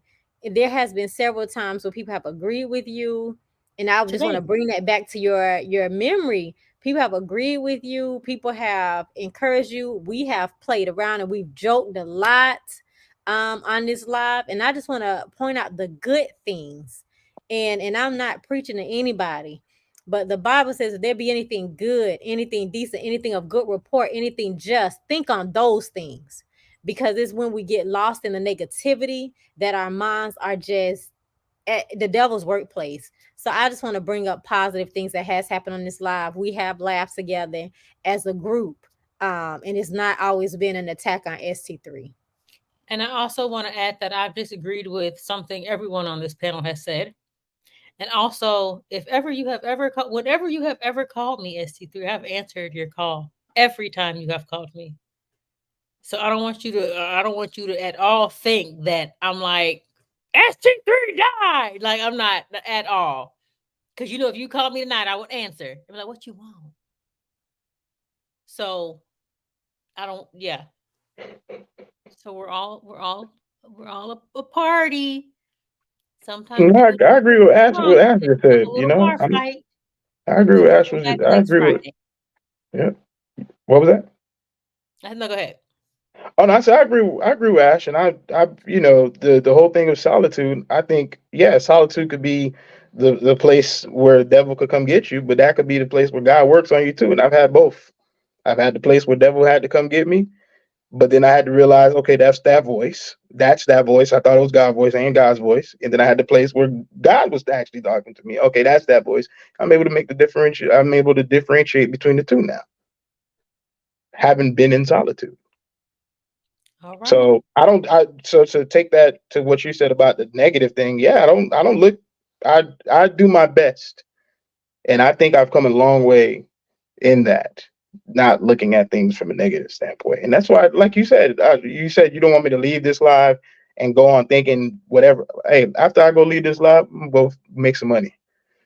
Like, buy something to eat, probably turn on. I've been hanging out with Mr. Cooper, probably go finish some of that. You know what I'm saying? My man is such I'm on season 3. You know what I'm saying? Holly Robinson. So listen, like I, you get me or you don't. I think that's just the bottom line. You know what I'm saying? And then to take it a step further, you decide you want to get me or you don't. And that's just the nature of it. And I've accepted that. And that's just what the life is going to be for me. So there's going to be people who understand, and there's going to be people who don't. There's going to be people, because they don't understand, they don't want to be around me past a certain point. And there's people who are like, you know what? You are a very intriguing person. I want to figure out what is going on there. And then they'll get a chance to. But it's just what you're willing to do. That's fair. So, but there's a reason why I come back, because I don't let any of this phase me. You know what I'm saying? Actually, it makes me stronger, because I know that at some point, what I'm called to do is something like this. And I'm going to have to be in a place where it looks and seems like people are attacking me. So you guys are good practice, because I don't think that at all. Yeah. Okay. So thank you. Cool. You guys are preparing me for whatever it is that God got me doing later on, because it's going to be far worse than this. Cool. Okay. Is anybody else? Oh, I don't. What are you talking? Like what? What? Like what? Like what? I don't know what he's talking. What the like what is?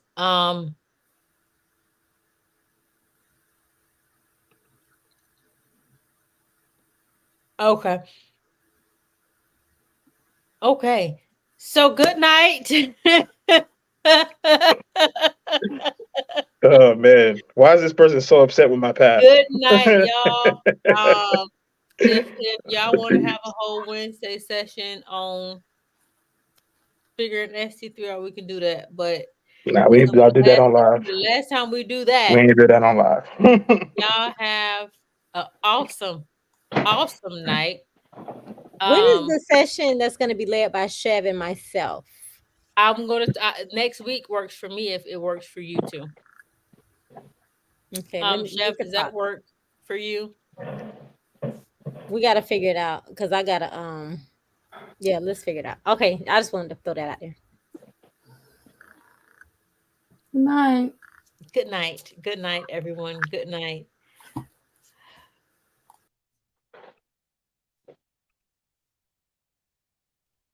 are you doing?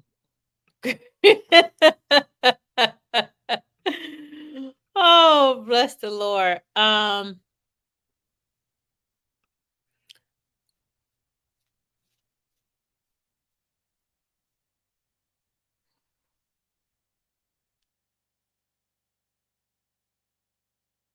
For those of you that love you too. Love you too.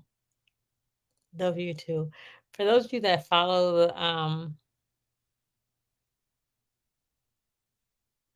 the podcast, a portion of this will not be on that. It will be very much deleted. But I really enjoyed this conversation about the part of the conversation about the 50-50 relationship. And this may have been my favorite conversation. So thank you to everyone that contributed. Yay. We're back. And I do again apologize for not being here last Wednesday. I was not feeling very well, but I am back for the most part. But God is keeping me. Y'all have an awesome, awesome time. Please be sure to support the show. Cash App is over here, right here. $ Brady LG7, and put in the subject line question time or whatever the case may be, so I can differentiate between what's coming and going. Bless the Lord. New show Wednesdays, 8 p.m. If you have a topic that you want to discuss or that you want to hear about or be involved in, please inbox me. You can DM me or text me if you have my phone number, or send a carrier pigeon. Carrier dove. Don't send a pigeon. Carrier dove. Side note, I want a pet crow. All right, you heard it here first. Take care.